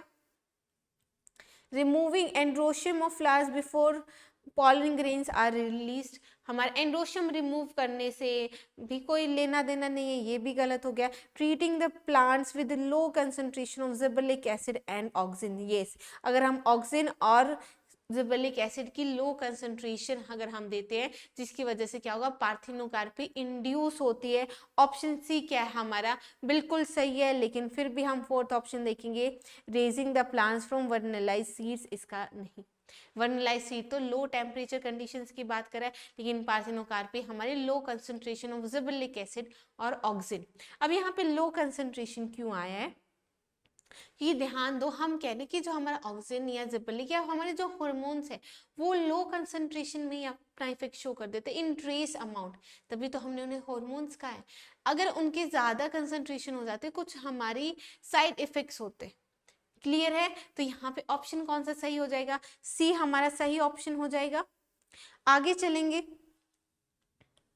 How does pruning helps in making the hedge dense, कि प्रूनिंग क्या है, प्रूनिंग होती है बच्चे कटिंग, और अगर हम वो कटिंग करें एपिकल रीजन की, मतलब अगर हम शूट टिप्स को अगर हम कट कर दें तो वो क्या करेंगे कि शूट टिप को कट कर दिया, फिर से ऑक्सीजन की तरफ जाओ, अगर हमने शूट टिप को कट कर दिया इसका मतलब है हमने ऑक्सीजन की कंसंट्रेशन को हटा दिया, और ऑक्सीजन क्या कर रहा था, एपिकल डोमिनेंस कॉज कर रहा था। अब हमने अगर शूट टिप्स को रिमूव कर दिया, इसका मतलब है कि अब जो एपिकल डोमिनेंस कॉज हो रही थी उसको हटा दिया गया है, जिसकी वजह से क्या होगा, लेटरल ब्रांचेस बनेंगी, क्योंकि this is how you do overcome apical dominance. हमने एपिकल डोमिनेंस को ओवरकम कर लिया, जिसकी वजह से लेटरल बर्ड्स की ग्रोथ इंक्रीज हुई, जिसकी वजह से लेटरल ब्रांचेस बनी। ठीक है, अब यहाँ पे ऑप्शन की तरफ देख लो, it releases wound hormones, no. It induces differentiation of new shoot from the rootstock, देखो हमारा ऑक्सीजन ये करता है कि हमारा साइटोकाइनिन ये करता है कि अगर सिर्फ रूट स्टॉक है और ऑक्सीजन की कंसंट्रेशन साइटोकाइनिन से ज़्यादा कर दी तो हमारी रूट्स बनी, अगर साइटोकाइनिन की कंसंट्रेशन ऑक्सीजन से ज़्यादा कर दी तो हमारी रूट साइटोकाइनिन की कंसंट्रेशन ज्यादा करी तो क्या होगा, हमारी शूट बनेगी, लेकिन इसका कोई लेना देना नहीं है हमारे हेजिडेंस होने से। It frees axillary buds from apical dominance, हमारे एक्सिलरी बर्ड्स को क्या करता है एपिकल डोमिनेंस से हटा देता है, क्योंकि एक्सिलरी बर्ड सप्रेशन में थे एपिकल डोमिनेंस के, हमने शूट टिप को रिमूव कर दिया तो वो क्या हो गए, अब वो ग्रोथ शो कर सकते हैं, अब उनकी ग्रोथ होगी तो लेटरल ब्रांचेस होंगी। ऑप्शन हमारा बिल्कुल सही है। The apical shoot grows faster after pruning, नहीं, हमने अगर शूट टिप को रिमूव कर दिया तो वो फास्ट ग्रोथ नहीं शो करेगा, क्योंकि ऑक्सिन हमारा कट चुका है, अब हमारा लेटरल ब्रांचेस बनेगी। ऑप्शन सी हमारा सही है। आगे चलो, cell elongation in internodal regions of green plants takes place due to, अगर मैं कहूँ कि सेल elongation हो रही है इंटरनोडल रीजन्स में, मतलब हमारे इंटरनोडल elongation, और ये याद करो इंटरनोडल elongation कहाँ पे आया था। देखो इंटरनोडल इलोंगेशन अगर मैं या पेट्यूलर इलोंगेशन की बात करें तो ये हमारा एप्लीकेशन है हमारे इथाइलिन का, लेकिन अगर हम बात करें शुगर केन में या हम बात करें बोल्टिंग में तो वहां पे कौन है, जिबरलिन है। क्यों, जिबरलिन क्या कर रहे हैं, इंटरनोडल इलोंगेशन कॉज कर रहे हैं। अब अगर जिबरलिन के फंक्शंस की बात करें तो फंक्शन विल बी, एक एक करके सारे फंक्शंस गिन लेते हैं, तो पहला तो हमारा इंटरनोडल इलोंगेशन हो गया। अब देखो इंटरनोडल इलोंगेशन से उसके एप्लीकेशंस कितने लिंक्ड हैं, कि ये क्या करते हैं कि शुगर केन यील्ड को इंक्रीज कर रहे हैं, शुगर केन यील्ड। अब यील्ड इंक्रीज कैसे हो रही है, क्योंकि हमारी स्टेम में इंटरनोडल इलोंगेशन हो रही है, इसकी वजह से लेंथ ऑफ स्टेम हमारी इंक्रीज हो रही है, ये क्लियर है। अब इसी से लिंक देखो हमारा फिर से बोल्टिंग, बोल्टिंग में क्या होता है कि अगर हमारा प्लांट रोजेट फॉर्म में, रोजेट फॉर्म में क्या होता है कि हमारी स्टेम जो है वो इलोंगेशन बहुत कम होती है और लीफ प्रोडक्शन ज़्यादा होता है। अगर हमने उसमें जिबरलिन स्प्रे किया तो इसकी वजह से क्या होगा, हमारे इंटरनोडल इलोंगेशन होने लग जाएगी रोजेट, किसमें, बीट में, ठीक है, या कैबेज में। और इसी हमारे इंटरनोडल इलोंगेशन से ही लिंक एक और है कि हमारे फ्रूट साइज को इंक्रीज कराता है। कैसे, अगर मैं एप्पल की बात करूं तो एप्पल में क्या होगा कि थैलेमस के लेंथ को इंक्रीज करा है, जिसकी वजह से हमारे एप्पल का शेप और साइज इंक्रीज हुआ, क्योंकि एप्पल क्या है, सूडोकार्पिक है, बना किसका हुआ है, थैलेमस का बना हुआ है। और अगर मैं बात करती हूँ ग्रेप्स में, तो ग्रेप्स में जो हमारी स्टॉक है, कि ये हमारी स्टॉक है जिसपे हमारे ग्रेप्स हैं, इसके क्या है, इलोंगेशन होगी, जिसकी वजह से ये जो पीसेस है वो क्या होंगे, ज़्यादा होंगे। मतलब हुआ क्या कि ग्रेप में भी हमारे जो फ्रूट साइज है या वो यील्ड है वो क्या हो गई, इंक्रीज हो गई। क्लियर है। और अगर मैं बात करूं और कि एक होता है हमारा कि इट स्पीड्स अप, इंक्रीजेस या speeds up moulting process, moulting process को क्या करता है, स्पीड अप करता है और उसकी यील्ड को क्या करेगा, इंक्रीज करेगा। और एक अगला बहुत इंपॉर्टेंट फंक्शन है जो कि बहुत बार मैं डिस्कस कर चुकी हूँ, it helps in seed germination, seed germination में हेल्प करता है बाय स्टोर्ड फूड मोबिलाइजेशन। सब एक्सप्लेन कर दिया था, हमारे एब्सिसिक एसिड से एंटागोनिस्टिकली बिहेव करता है, सब एक्सप्लेन हो गया था। और एक और मैं बताऊं तो सीड से ही रिलेटेड कि सीड फॉर्मेशन में भी हेल्प कर रहा है। कैसे, अगर मैं जुवेनाइल कॉनिफर्स पे हम स्प्रे कर देते हैं, उसकी वजह से क्या होता है कि अडल्ट जो हमारी मैच्योरिटी है वो जल्दी अचीव होगी, और अगर हमारा प्लांट जल्दी मैच्योर हो गया तो हमारा सीड फॉर्मेशन शुरू हो जाएगा, तो अर्ली सीड फॉर्मेशन में हेल्प करता है। और ये सारे फंक्शन है हमारे जिबरलिन के, एक एक करके फिर से हम डिस्कस करें तो इंटरनोडल इलोंगेशन, इंटरनोडल इलोंगेशन हुई तो शुगर केन यील्ड हमारी इंक्रीज हुई। हमारी बोल्टिंग है कि हमारे रोजेट हैबिटेट को चेंज करता है हमारे इरेक्ट हैबिटेट में, किसमें, बीट और कैबेज में। फ्रूट साइज को इंक्रीज करा रहा है, कैसे, एप्पल में होगा क्या, थैलेमस का साइज इंक्रीज होगा, फ्रूट साइज शेप अच्छा होगा। ग्रेप में मैं बात करूँ तो इंटरनोरल इलोंगेशन से फिर से हमारे जो यील्ड है वो ज्यादा होगी। हमारे मॉल्टिंग प्रोसेस को स्पीड अप कर रहा है, हमारे सीड जर्मिनेशन को कॉज कर रहा है, कैसे, by mobilization of stored food. हमारे जो हाइड्रोलिटिक एंजाइम है उनको क्या कर रहा है, एक्टिवेट कर रहा है, जिसकी वजह से हमारे जो फूड ब्रेक डाउन शुरू होगा और हमारी रेस्पिरेटरी एनर्जी बनेगी। उसकी वजह से क्या होगा, सीड जर्मिनेशन होगा। और एक और चीज कि अगर हम जुवेनाइल कॉनिफर्स में हम GA को स्प्रे कर देते हैं, उसकी वजह से अर्ली मैच्योरिटी होगी, उसकी वजह से क्या होगा, अर्ली सीड प्रोडक्शन होगा। तो मतलब अर्ली सीड फॉर्मेशन को या अर्ली सीड प्रोडक्शन को उसमें भी हेल्प कर रहा है जिबरेलिन।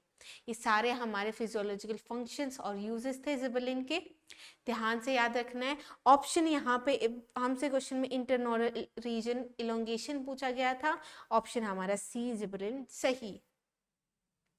ठीक है, आगे चलें अगले क्वेश्चन की तरफ। नेक्स्ट क्वेश्चन देखो, कोकोनट मिल्क फैक्टर इज। देखो ये क्वेश्चन हमारा डिस्कवरी से आ गया, ठीक है। और अगर मैं डिस्कवरी में मैं बात करती हूँ तो अगर मैं कहूँ डिस्कवरी ऑफ जिएटिन, जिएटिन क्या है, हमारा नेचुरल साइटोकाइनिन है। जिएटिन हमारा नेचुरल साइटोकाइनिन है, जो कहाँ से एक्सट्रैक्ट हुआ था, कोकोनट मिल्क से एक्सट्रैक्ट हुआ था। ठीक है, so this is answer is cytokinin. Option D हमारा क्या हो गया है, सही हो गया। और अगर मैं डिस्कवरी की मैं बात करती हूँ, स्कूग एंड को वर्कर्स के एक्सपेरिमेंट की बात करती हूँ, तो जब उन्होंने कैलिस में ऑक्सिन और कोकोनट का एक्सट्रैक्ट मिक्स किया, मतलब ऑक्सिन और साइटोकाइनिन दोनों दिया, उसकी वजह से हुआ था कैलिस प्रोलिफरेशन। और उसमें भी हमने देखा कि साइटोकाइनिन में क्या है, हमारा ऑक्सिन साइटोकाइनिन प्रेजेंट। तो ऑप्शन डी हमारा यहाँ पे सही हो गया है। आगे का क्वेश्चन देखते हैं। Plant deficient of element zinc show its effect on the biosynthesis of plant growth hormone। कि अगर हमारे प्लांट में जिंक की डेफिशिएंसी हो गई है तो हमारे कौन से प्लांट ग्रोथ हार्मोन की सिंथेसिस है वो रुक जाएगी। अब ये चीज आप ध्यान से देखिएगा कि अगर मैं कहूं, देखो ट्रिप्टोफेन प्रीकर्सर है हमारे प्लांट ग्रोथ रेगुलेटर का, किसका, ऑक्सिन का। और ट्रिप्टोफेन से ऑक्सिन की बायोसिंथेसिस के लिए it requires zinc cofactor. Clear है। और अगर जिंक की डेफिशिएंसी कम हो गई, इसका मतलब होगा क्या कि हमारा ऑक्सिन का जो प्रोडक्शन है वो कम हो जाएगा। Answer would B auxin. Clear है। ऑक्सीजन बनाने के लिए हमें जिंक एलिमेंट चाहिए, क्योंकि वो ट्रिप्टोफैन से हमारी सिंथेसिस होगी ऑक्सीजन की। क्लियर है, ऑप्शन ए हमारा सही है। आगे चलें। Differentiation of shoot is control by, कि अगर डिफरेंशिएशन ऑफ शूट कराना है, डिफरेंशिएशन कराना है, तो इसका तो मतलब क्लियर है, हमें डिफरेंशिएशन के लिए ऑक्सीजन भी चाहिए और साइटोकाइनिन भी चाहिए। लेकिन होगा क्या, शूट बनेगा या रूट बनेगा, वो किस पे डिपेंड करता है, इन्हीं दोनों की रेशो पे डिपेंड करता है। मैंने बताया था कि अगर कैलिस, अगर मैं कहूँ अनडिफरेंशिएटेड सेल या मैं कहूँ कैलिस में अगर मैंने ऑक्सिन की कंसंट्रेशन ज़्यादा दे दी साइटोकाइनिन से, उसकी वजह से होगा रूट फॉर्मेशन या मैं कहूँ रूट डिफरेंशिएशन। हमारी सेल्स क्या बनाएंगी, रूट बनाएंगी। ठीक है। और अगर इसी कैलिस में मैंने साइटोकाइनिन की कंसंट्रेशन ज़्यादा कर दी है ऑक्सिन से, जिसकी वजह से क्या होगा, शूट फॉर्मेशन होगी या क्या होगा, शूट डिफरेंशिएशन होगा। अब आप जल्दी से बता दो आंसर कौन सा है, हाई ऑक्सिन साइटोकाइनिन रेशो नहीं, हाई साइटोकाइनिन ऑक्सिन रेशो बिल्कुल सही, ऑप्शन तो बी हमारा सही है कि हमें साइटोकाइनिन ऑक्सिन दोनों देना है, पर कंसंट्रेशन किसकी ज्यादा रखनी है, साइटोकाइनिन की ज्यादा रखनी है। आगे के ऑप्शंस देख लेते हैं। हाई जिबरेलिन ऑक्सिन नहीं, हाई जिबरेलिन साइटोकाइनिन नहीं। ऑप्शन बी हमारा सही होगा कि देना हमें दोनों हार्मोन्स हैं, लेकिन साइटोकाइनिन की कंसंट्रेशन हमें ज्यादा रखनी है, हाई साइटोकाइनिन ऑक्सिन रेशियो रखना है, जिसकी वजह से हमारे जो कैलस है उसमें शूट फॉर्मेशन हो पाए। क्लियर है? आगे चले। आगे देखिए, dwarfness can be control by treating the plant with dash. अब ड्वार्फनेस देखो कि अगर हमारा प्लांट है जिसकी जो हाइट है वो कम है, अगर इसमें मैं जीए को स्प्रे कर देती हूँ, जिबरेलिक एसिड को स्प्रे करती हूँ, जिसकी वजह से होगा क्या, लेंथ इंक्रीज हो जाएगी। क्यों हो जाएगी? क्योंकि हमारा इंटरनोडल इलोंगेशन होगी, इंटरनोडल इलोंगेशन। क्लियर है? तो मतलब क्या है कि जहां हाइट इंक्रीज की बात हो रही है, जहां पे हमें लेंथ इंक्रीज करना है, उसमें हम आंख बंद करके क्या लगा देंगे, जिबरेलिक एसिड लगा देंगे, एक्सेप्ट अगर वो डीप राइस वाटर की बात है, क्योंकि वो हमारा डायरेक्ट एप्लीकेशन किसका हो गया, इथाइलिन का हो गया। क्लियर है? तो अगर हमें ड्वार्फनेस को हमें ओवरकम करना है तो हम क्या करेंगे, प्लांट में जिबरेलिक एसिड स्प्रे कर देंगे, जिसकी वजह से प्लांट की हाइट क्या है, वो इंक्रीज हो जाएगी, increase in stem length. Clear है? यहाँ पे ऑप्शन कौन सा सही है, बी ऑप्शन हमारा सही है। आगे चलते हैं। विच of the following prevents fall of fruit, इनमें से ये बता दो कि वो कौन सा है जो फॉल ऑफ फ्रूट को रोकता है। आंसर जल्दी से बता दो, आंसर कौन सा होगा, आंसर होगा हमारा NaA, जो कि क्या है, हमारा ऑक्सीजन है। क्योंकि हमने पढ़ा है कि ऑक्सीजन क्या करता है, it prevents fall of fruit and leaf in early stages. बिल्कुल NCERT की लाइन है, ऑप्शन भी हमारा सही हो जाएगा। आगे चल लेते हैं। Hormone responsible for senescence. अब देखो, सेनिसेंस तो बच्चे हमारी ग्रोथ इनहिबिटिंग एक्टिविटी है, ग्रोथ इनहिबिटिंग एक्टिविटी। और ये ग्रोथ इनहिबिटिंग एक्टिविटी कौन परफॉर्म करते हैं, एक तो हमारा इथाइलिन और एक हमारा एब्सिसिक एसिड, वो ग्रोथ इनहिबिटर्स है। और ग्रोथ इनहिबिटर्स में इथाइलिन तो हमारे ऑप्शन में कहीं है ही नहीं, क्योंकि ऑक्सिन, साइटोकाइनिन, जीए, ये तो क्या है, ग्रोथ प्रोमोटिंग है। सेनिसेंस और एब्सिशन में कौन आता है, एब्सिसिक एसिड और इथाइलिन। ऑप्शन में हमें एब्सिसिक एसिड दे रखा है, ऑप्शन ए हमारा सही हो जाएगा। आगे चलो। Which hormones break dormancy of potato tuber? देखो अगर मैं कहूं डोरमेंसी ऑफ पोटैटो ट्यूबर में, तो हमारा इथाइलिन आना चाहिए, पर क्या हमारे ऑप्शन में इथाइलिन है? और अगर नहीं है तो हम किसकी तरफ जाएंगे, जिबरलिन की तरफ जाएंगे। ऑप्शन कौन सा सही है, ए सही है। होना क्या चाहिए था, इथाइलिन होना चाहिए था। डायरेक्ट NCERT की लाइन है, डोरमेंसी को ब्रेक करता है इथाइलिन इन पोटैटो ट्यूबर, लेकिन ये फंक्शन तो हमारे जिबरलिन का भी है कि ओवरकम डोरमेंसी। तो यहाँ पे ऑप्शन कौन सा सही हो जाएगा, ऑप्शन ए हमारा सही हो जाएगा। ठीक है, आगे चल लेते हैं। If the apical bud has removed then we observe. देखो, अगर हमारा एपिकल बड है वो रिमूव कर दिया, फिर से हमारे ऑक्सीजन की तरफ जाते हुए कि अगर ये हमारी प्लांट एक्सिस है, यहाँ पे ऑक्सीजन प्रेजेंट है, पर हमने किया क्या कि हमने ये रिमूव कर दिया, जिसकी मतलब कि हमने ओवरकम कर लिया है एपिकल डोमिनेंस को। एपिकल डोमिनेंस को ओवरकम कर लिया है, इसकी वजह से क्या होगा कि जो हमारे लेटरल बर्ड्स प्रेजेंट थे उनको सप्रेस किया जा रहा था ऑक्सीजन से, अब हमने ऑक्सीजन को हटा दिया, तो अब हमारी जो ग्रोथ है इन लेटरल बर्ड्स वो शुरू हो जाएगी, जिसकी वजह से होगा क्या कि लेटरल ब्रांचेस की फॉर्मेशन है वो प्रोमोट होगी, it will lead to the more lateral branches. Option A सही हो जाएगा, फिर से एपिकल डोमिनेंस बाय ऑक्सिन। तो एपिकल डोमिनेंस से तो बहुत क्वेश्चन पूछे जा रहे हैं कि हमारा एपिकल डोमिनेंस कॉज करता है ऑक्सिन, और उसको ओवरकम कैसे कर देते हैं, अगर हम बड को हटा दे, एपिकल बड को हटा दे, एपिकल टिप को हटा दे। दूसरा कैसे कर सकते हैं, अगर हम साइटोकाइनिन कर दे।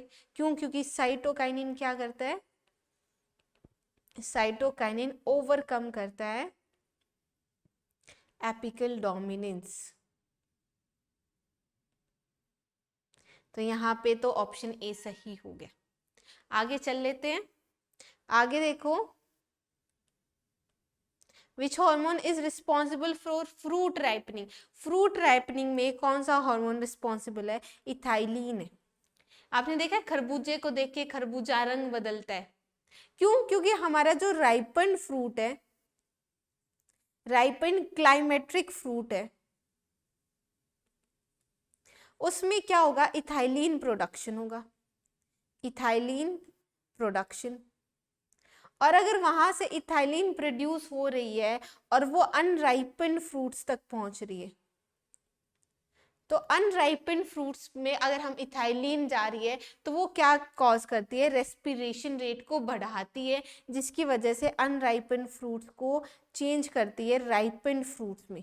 कैसे? By softening of tissue, by colour change. तो हमारे जो फ्रूट क्या हो जाएंगे? वो राइपन फ्रूट हो जाएंगे।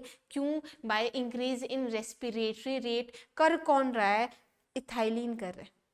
तो यहाँ पे ऑप्शन कौन सा सही हो जाएगा? ऑप्शन ए सही हो जाएगा। ये भी इंपॉर्टेंट फंक्शन है राइपनिंग ऑफ फ्रूट में, इथाइलिन। डिस्कवरी में भी तो हमने यही पढ़ा था कि ऑरेंजेस से जो हमारी गैस प्रोड्यूस हो रही थी, वोलेटाइल सब्सटेंस प्रोड्यूस हो रहा था, वो अनराइपन बनाना को राइपन बनाना में कन्वर्ट कर देता है। इथाइलिन है, गैस हार्मोन है, ऑप्शन ए है सही। आगे चलो, A plant hormone used for inducing morphogenesis in plant tissue culture। अगर morphogenesis की मैं बात करूं तो मतलब शूट या रूट फॉर्मेशन, और शूट या रूट फॉर्मेशन में कौन काम आता है? ऑक्सिन काम आते हैं और साइटोकाइनिन काम आते हैं। और ऑक्सिन और साइटोकाइनिन में मैं बात करूं तो ऑक्सिन तो हमारा दे नहीं रखा, तो मॉर्फोजेनेसिस में कौन काम करता है? साइटोकाइनिन काम करता है। ऑप्शन ए हमारा सही हो जाएगा। ठीक है, आगे चलें। Which among the following chemicals is used for causing defoliation of forest trees? Defoliation का मतलब है कि हमारी falling of leaf, या फिर मैं कहूं removal of leaf। ठीक है, और रिमूवल ऑफ लीफ अगर मैं बात करूं ब्रॉड लीव्ड, कि अगर मैं ब्रॉड लीव्ड ट्रीज की बात करती हूं तो उसमें 2,4-D जो कि हमारा क्या है? एक वीडीसाइड है, वो क्या कॉज करता है? फॉलिंग ऑफ लीफ कॉज करता है। ऑप्शन बी हमारा क्या हो जाएगा? सही हो जाएगा। क्लियर है? मैलिक हाइड्रोजाइड की बात करें, फॉस्फोन-डी की बात करें, MO16, 18 की बात करें, वो सारे ही इनहिबिटर्स की तरह काम करते हैं। क्लियर है? मैलिक हाइड्रोजाइड सेल डिवीजन को सप्रेस करता है। MO16, 18 और फॉस्फोन-डी हमारे जिबर्लिक एसिड के एंटागोनिस्ट, मतलब जिबर्लिन एसिड की बायोसिंथेसिस को इनहिबिट करते हैं। तो जिबर्लिन एसिड के लिए इनहिबिटर।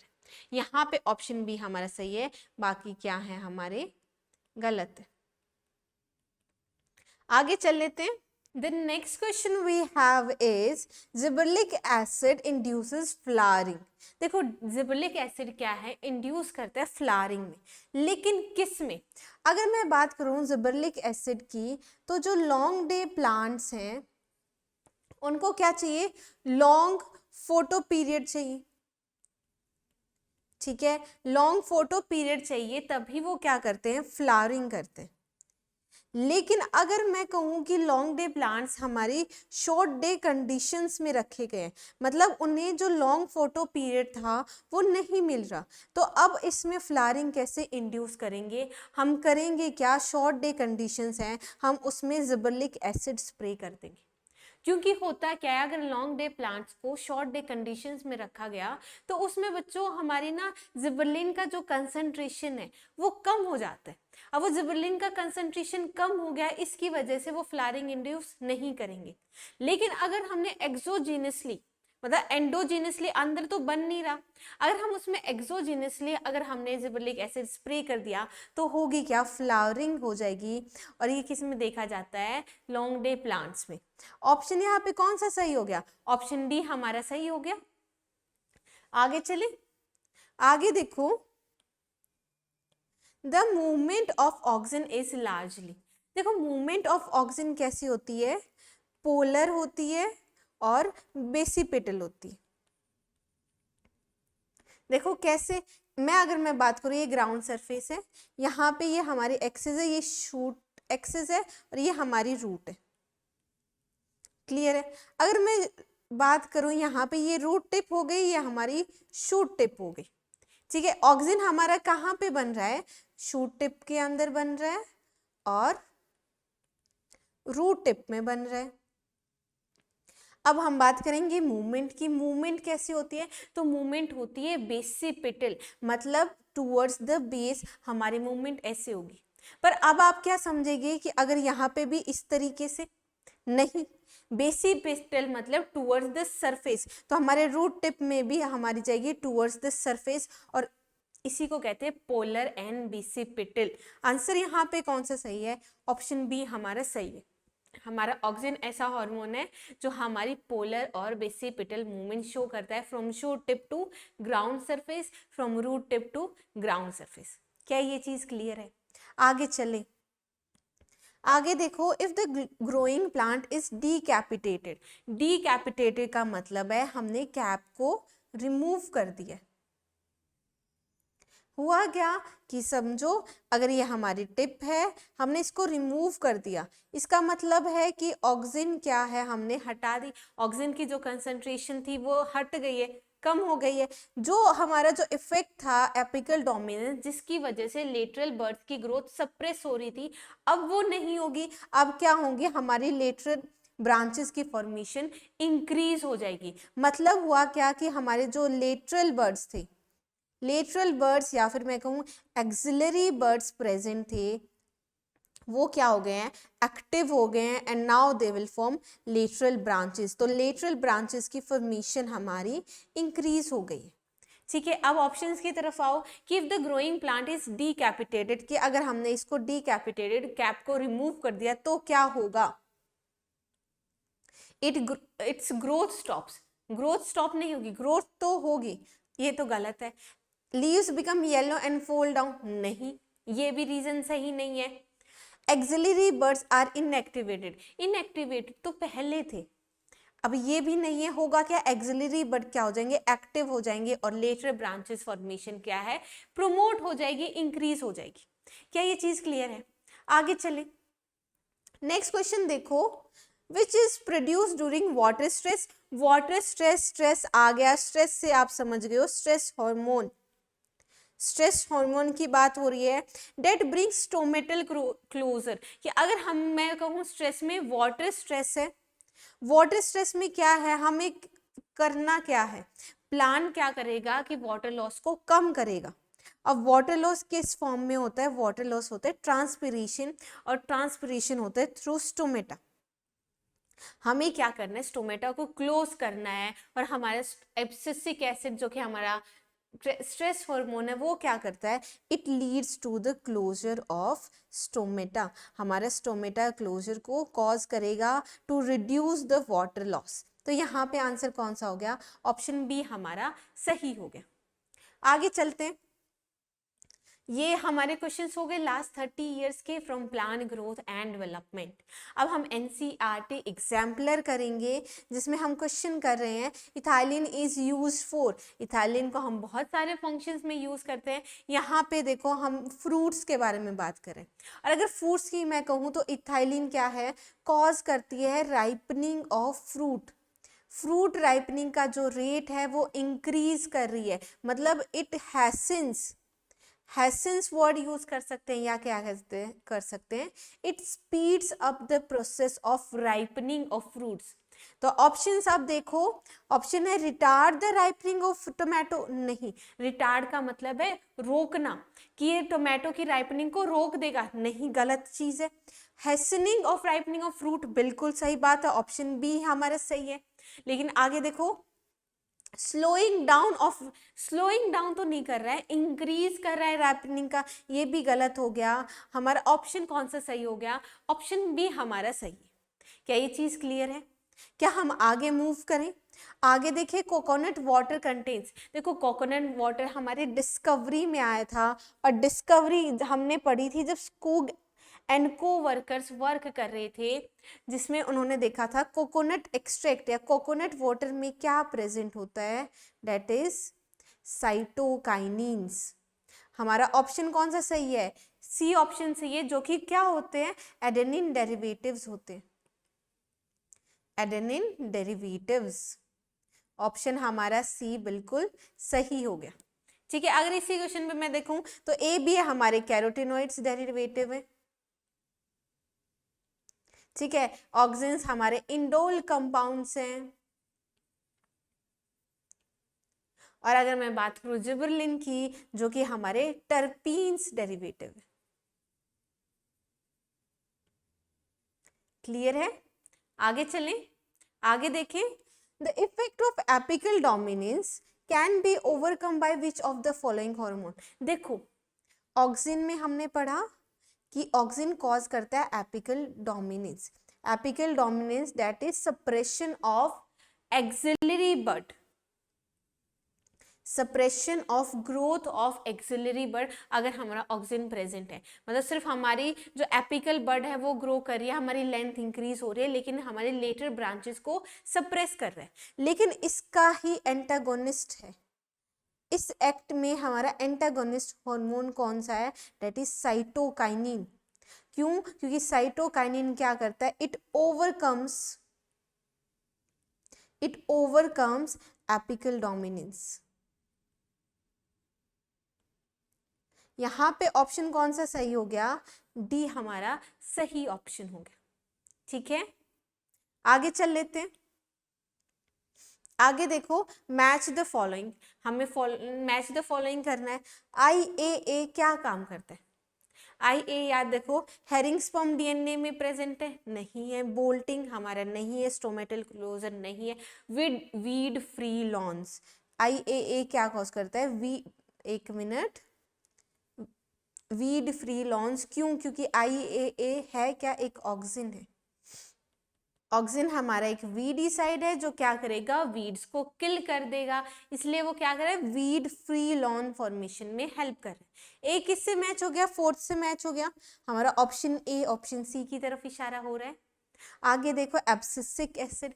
एब्सिसिक एसिड देखो हमारा एक स्ट्रेस हार्मोन है, स्ट्रेस हार्मोन। और स्ट्रेस हार्मोन का काम क्या है कि अगर हमारे स्ट्रेस कंडीशंस है उसमें वो ग्रोथ इनहिबिट करता है, जिसमें से एक है हमारा स्टोमेटल क्लोजर, जो मैंने बताया था वाटर स्ट्रेस में स्टोमेटा को क्लोज कर देता है। बी मैच हो गया थर्ड से। यहीं से हमें पता चल रहा है कि हमारा ऑप्शन ए है, लेकिन हम आगे कंफर्म करेंगे। कंफर्म कैसे करेंगे? इथाइलिन। इथाइलिन बच्चे क्या काम करता है? इथाइलिन कॉज करता है राइपनिंग ऑफ फ्रूट। यहाँ भी सी किससे मैच हो गया? फिफ्थ से मैच हो गया। जिबरलिक एसिड हमारे बच्चे स्टेम इलोंगेशन में हेल्प करता है, क्योंकि इंटरनोडल इलोंगेशन होती है, और डेट इज बोल्टिंग कि रोजेट हैबिटेट को इरेक्ट फॉर्म में कन्वर्ट कर रहा है। बोल्टिंग और कौन से प्लांट्स में हमारे मेंशन है? बीट और कैबेज। किससे मैच हो गया? डी हमारा सेकंड से मैच हो गया। और ई देखो, ई साइटोकाइनिन।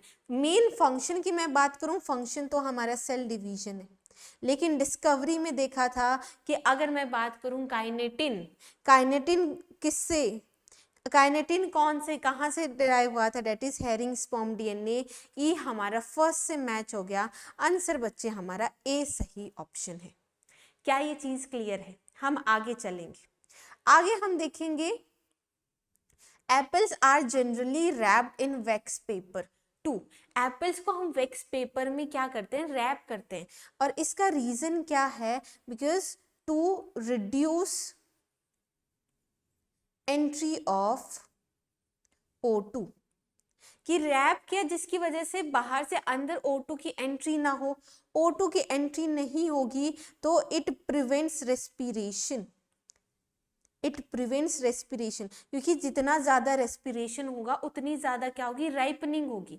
लेकिन अगर हमने एप्पल को रख लिया है तो हम क्या चाहते हैं? उसकी शेल्फ लाइफ बढ़े, वो ज़्यादा टाइम तक ताज़ा रहे। अगर उसमें राइपनिंग ज़्यादा होती रही तो वो क्या हो जाएगा? सड़ जाएगा। अब मार्केट में तो हमें जो सेब उनको काफ़ी टाइम के लिए रखना है, हमें क्या करना है? इंक्रीज करनी है उनकी शेल्फ लाइफ। तो हम क्या चाहेंगे कि हमारे जिस फॉर्म में प्रेजेंट है उसी फॉर्म में प्रेजेंट रहे। इसलिए हम कहते हैं कि उसका रेस्पिरेशन उसका स्लो हो, इसलिए हम उसे वैक्स पेपर में कवर कर देते हैं। और यही कह रहा है it prevents aerobic respiration by checking the entry of O2। Option B सही हो गया। आगे चलो, नेक्स्ट क्वेश्चन देखो, growth can be measured in various ways. Growth को काफ़ी वेज में मेजर किया जा सकता है। Which of these can be use as parameter to measure growth. हम ग्रोथ को बहुत तरीके से मेजर कर सकते हैं, ठीक है। उनमें से एक हो सकते हैं इंक्रीज इन सेल नंबर। अगर सेल डिवीजन होगी तो सेल नंबर इंक्रीज होगा, साइज इंक्रीज होगा, क्या है, ग्रोथ हो रही है। अगर सेल नंबर में हम एग्जाम्पल देखते हैं कि जो रूट एपिकल मेरिस्टेम है मेज में, वो कितने सेल्स बनाते हैं, 17,500 सेल्स पर आवर। तो ये हमने मेजर कर लिया कि ग्रोथ मेजर हो गई।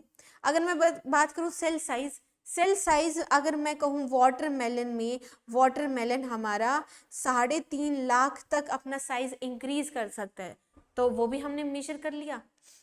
Increase in length and weight, अगर मैं बोलूँ स्टेम की एक्सिस का लेंथ है वो इंक्रीज हो गई, या मैंने बोला कि जो हमारा फ्रूट का वेट है वो इंक्रीज हो गया, तो हम क्या करें, उसको मेजर ही तो कर रहे हैं, तो हमारे इस तरीके से भी मेजर कर सकते हैं। तीनों ही हमारे सही हैं। ऑप्शन कौन सा सही हो जाएगा, all of the above, D option हमारा सही है। आगे चलें, आगे देखो, the term synergistic action of hormones refers to. Synergistic action क्या होता है, देखो यहाँ पे देखो हम पढ़ते हैं 3 चीजें। हार्मोन के एक्शन की बात करें, एक होता है इंडिविजुअलिस्टिक, कि हमारा सिंगल हार्मोन कंट्रोल कर रहा है, कंट्रोल्स एन एक्ट, कि एक कोई एक्ट है जो हमारा सिंगल हार्मोन कंट्रोल कर रहा है, जैसे कि स्टोमेटल क्लोजर, स्टोमेटा को क्लोज कराना कौन करा रहा है, हमारा AB। फिर हम पढ़ते हैं सिनर्जिस्टिक, सिनर्जिस्टिक, सिनर्जिस्टिक में कि हमारे 2 हार्मोन्स एक्ट कर रहे हैं और वो क्या करते हैं कि दोनों सेम इफेक्ट या सेम फंक्शन कॉज करते हैं, same function same effect cause करते हैं।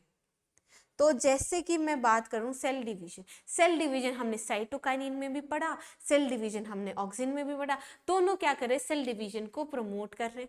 तो ये कौन से हो गए, सिनर्जिस्टिक इफेक्ट हो गया। उसके बाद आता है हमारा antagonistic effect, antagonistic effect. Antagonistic effect में क्या है, 2 hormones are acting opposite, opposite act है, ऑपोजिट इफेक्ट शो कर रहे हैं। देखो ऑपोजिट इफेक्ट में हम पढ़ते हैं साइटोकाइनिन और ऑक्सिन। ऑक्सिन एपिकल डोमिनेंस को बढ़ाता है और हमारा साइटोकाइनिन उसे ओवरकम करता है, ऑपोजिट हो गया। हमारा जो एब्सिसिक एसिड है वो सीड जर्मिनेशन को रोकता है, मतलब डोरमेंसी कॉज कर रहा है, लेकिन जिबरलिक एसिड क्या करता है, उसको ओवरकम कराता है, वो सीड जर्मिनेशन कराएगा। तो एंटागोनिस्टिक में मैंने आपको बताया जिबरलिन और abscisic acid in terms of seed dormancy, और मैंने आपको बताया साइटोकाइनिन, साइटोकाइनिन और auxin in terms of apical dominance. अब यहाँ पे पूछा गया है सिनर्जिस्टिक एक्शन, जो कि क्या होता है, when 2 hormones act together and contribute to the same function. Option B क्या हो जाएगा, सही हो जाएगा। क्लियर है, आगे चलें। आगे देखो, plasticity in plant growth means, plasticity क्या होती है, प्लास्टिसिटी है कि अगर मैं कहूँ प्लांट डेवलप कर रहा है, डेवलपमेंट शो कर रहा है कि कोई हमारा जो प्लांट ऑर्गन है डेवलपमेंट हो रही है, लेकिन इट इज फॉलोइंग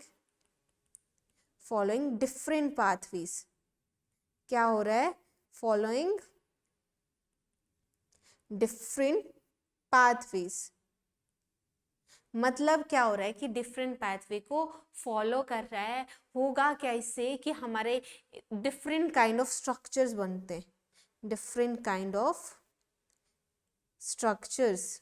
जैसे कि हमने देखा था कि हेट्रोफिली कंडीशन 2 टाइप की लीव्स बनती हैं, that is heterophylly, and this condition that following different development pathway, this is known as plasticity.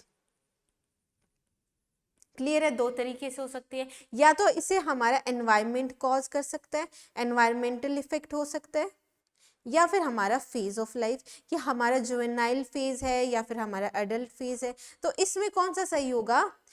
Options देख लो। Plant roots are extensible, plasticity का ये तो मतलब नहीं है। Plant development is dependent on the environment, बिल्कुल डेवलपमेंट किस पे डिपेंड कर रही है? एनवायरनमेंट पे और फेज ऑफ लाइफ पे। ऑप्शन हमारा सही है, बी हमारा ऑप्शन क्या हो गया? सही हो गया। आगे चल लेते हैं, आगे देखेंगे। To increase sugar production in sugarcane they are spread with, बहुत बार क्वेश्चन आया था इसी पे कि अगर मैं शुगर केन में शुगर यील्ड को इंक्रीज करना है, we have to increase yield in sugarcane. तो हमें करना क्या है कि हम उस पर क्या स्प्रे कर देंगे? जिबरलिन स्प्रे कर देंगे। ऑप्शन सी क्या हो जाएगा? सही हो जाएगा। ठीक है, आगे चलते हैं। ABA एक्स एंटागोनिस्टिक टू, मैंने अभी बताया था ABA की बात करते हैं तो वो क्या करता है? सी डोरमेंसी कॉज करता है, सी डोरमेंसी कॉज करेगा। इसकी वजह से क्या होगा? सीड जर्मिनेशन रुक रहा है, लेकिन इसके ऑपोजिट एक्ट करता है हमारा जिबरलिक एसिड, जो क्या करता है? सीड डोरमेंसी को ओवरकम करता है। मतलब सीड डोरमेंसी को ओवरकम करेगा और क्या करेगा? सीड जर्मिनेट कराएगा। तो दोनों ही जो हमारे हॉर्मोन्स है वो हमारे ऑपोजिट इफेक्ट शो कर रहे हैं। आंसर हमारा सी हो जाएगा। ABA किससे एंटागोनिस्टिकली बिहेव कर रहा है? जिबरलिक एसिड से बिहेव कर रहा है। क्लियर है? यही थे हमारे क्वेश्चंस। ये हमारे NCERT एग्जाम्पलर्स भी हो गए और हमारे प्रीवियस ईयर्स, लास्ट 30 ईयर्स के प्लांट ग्रोथ एंड डेवलपमेंट के क्वेश्चंस कंप्लीट हो चुके हैं। हमने अपने प्लांट फिजियोलॉजी तक 11th में सारे चैप्टर्स कर लिए हैं और प्लांट फिजियोलॉजी का ये PYQ। This is all for today. Thank you so much.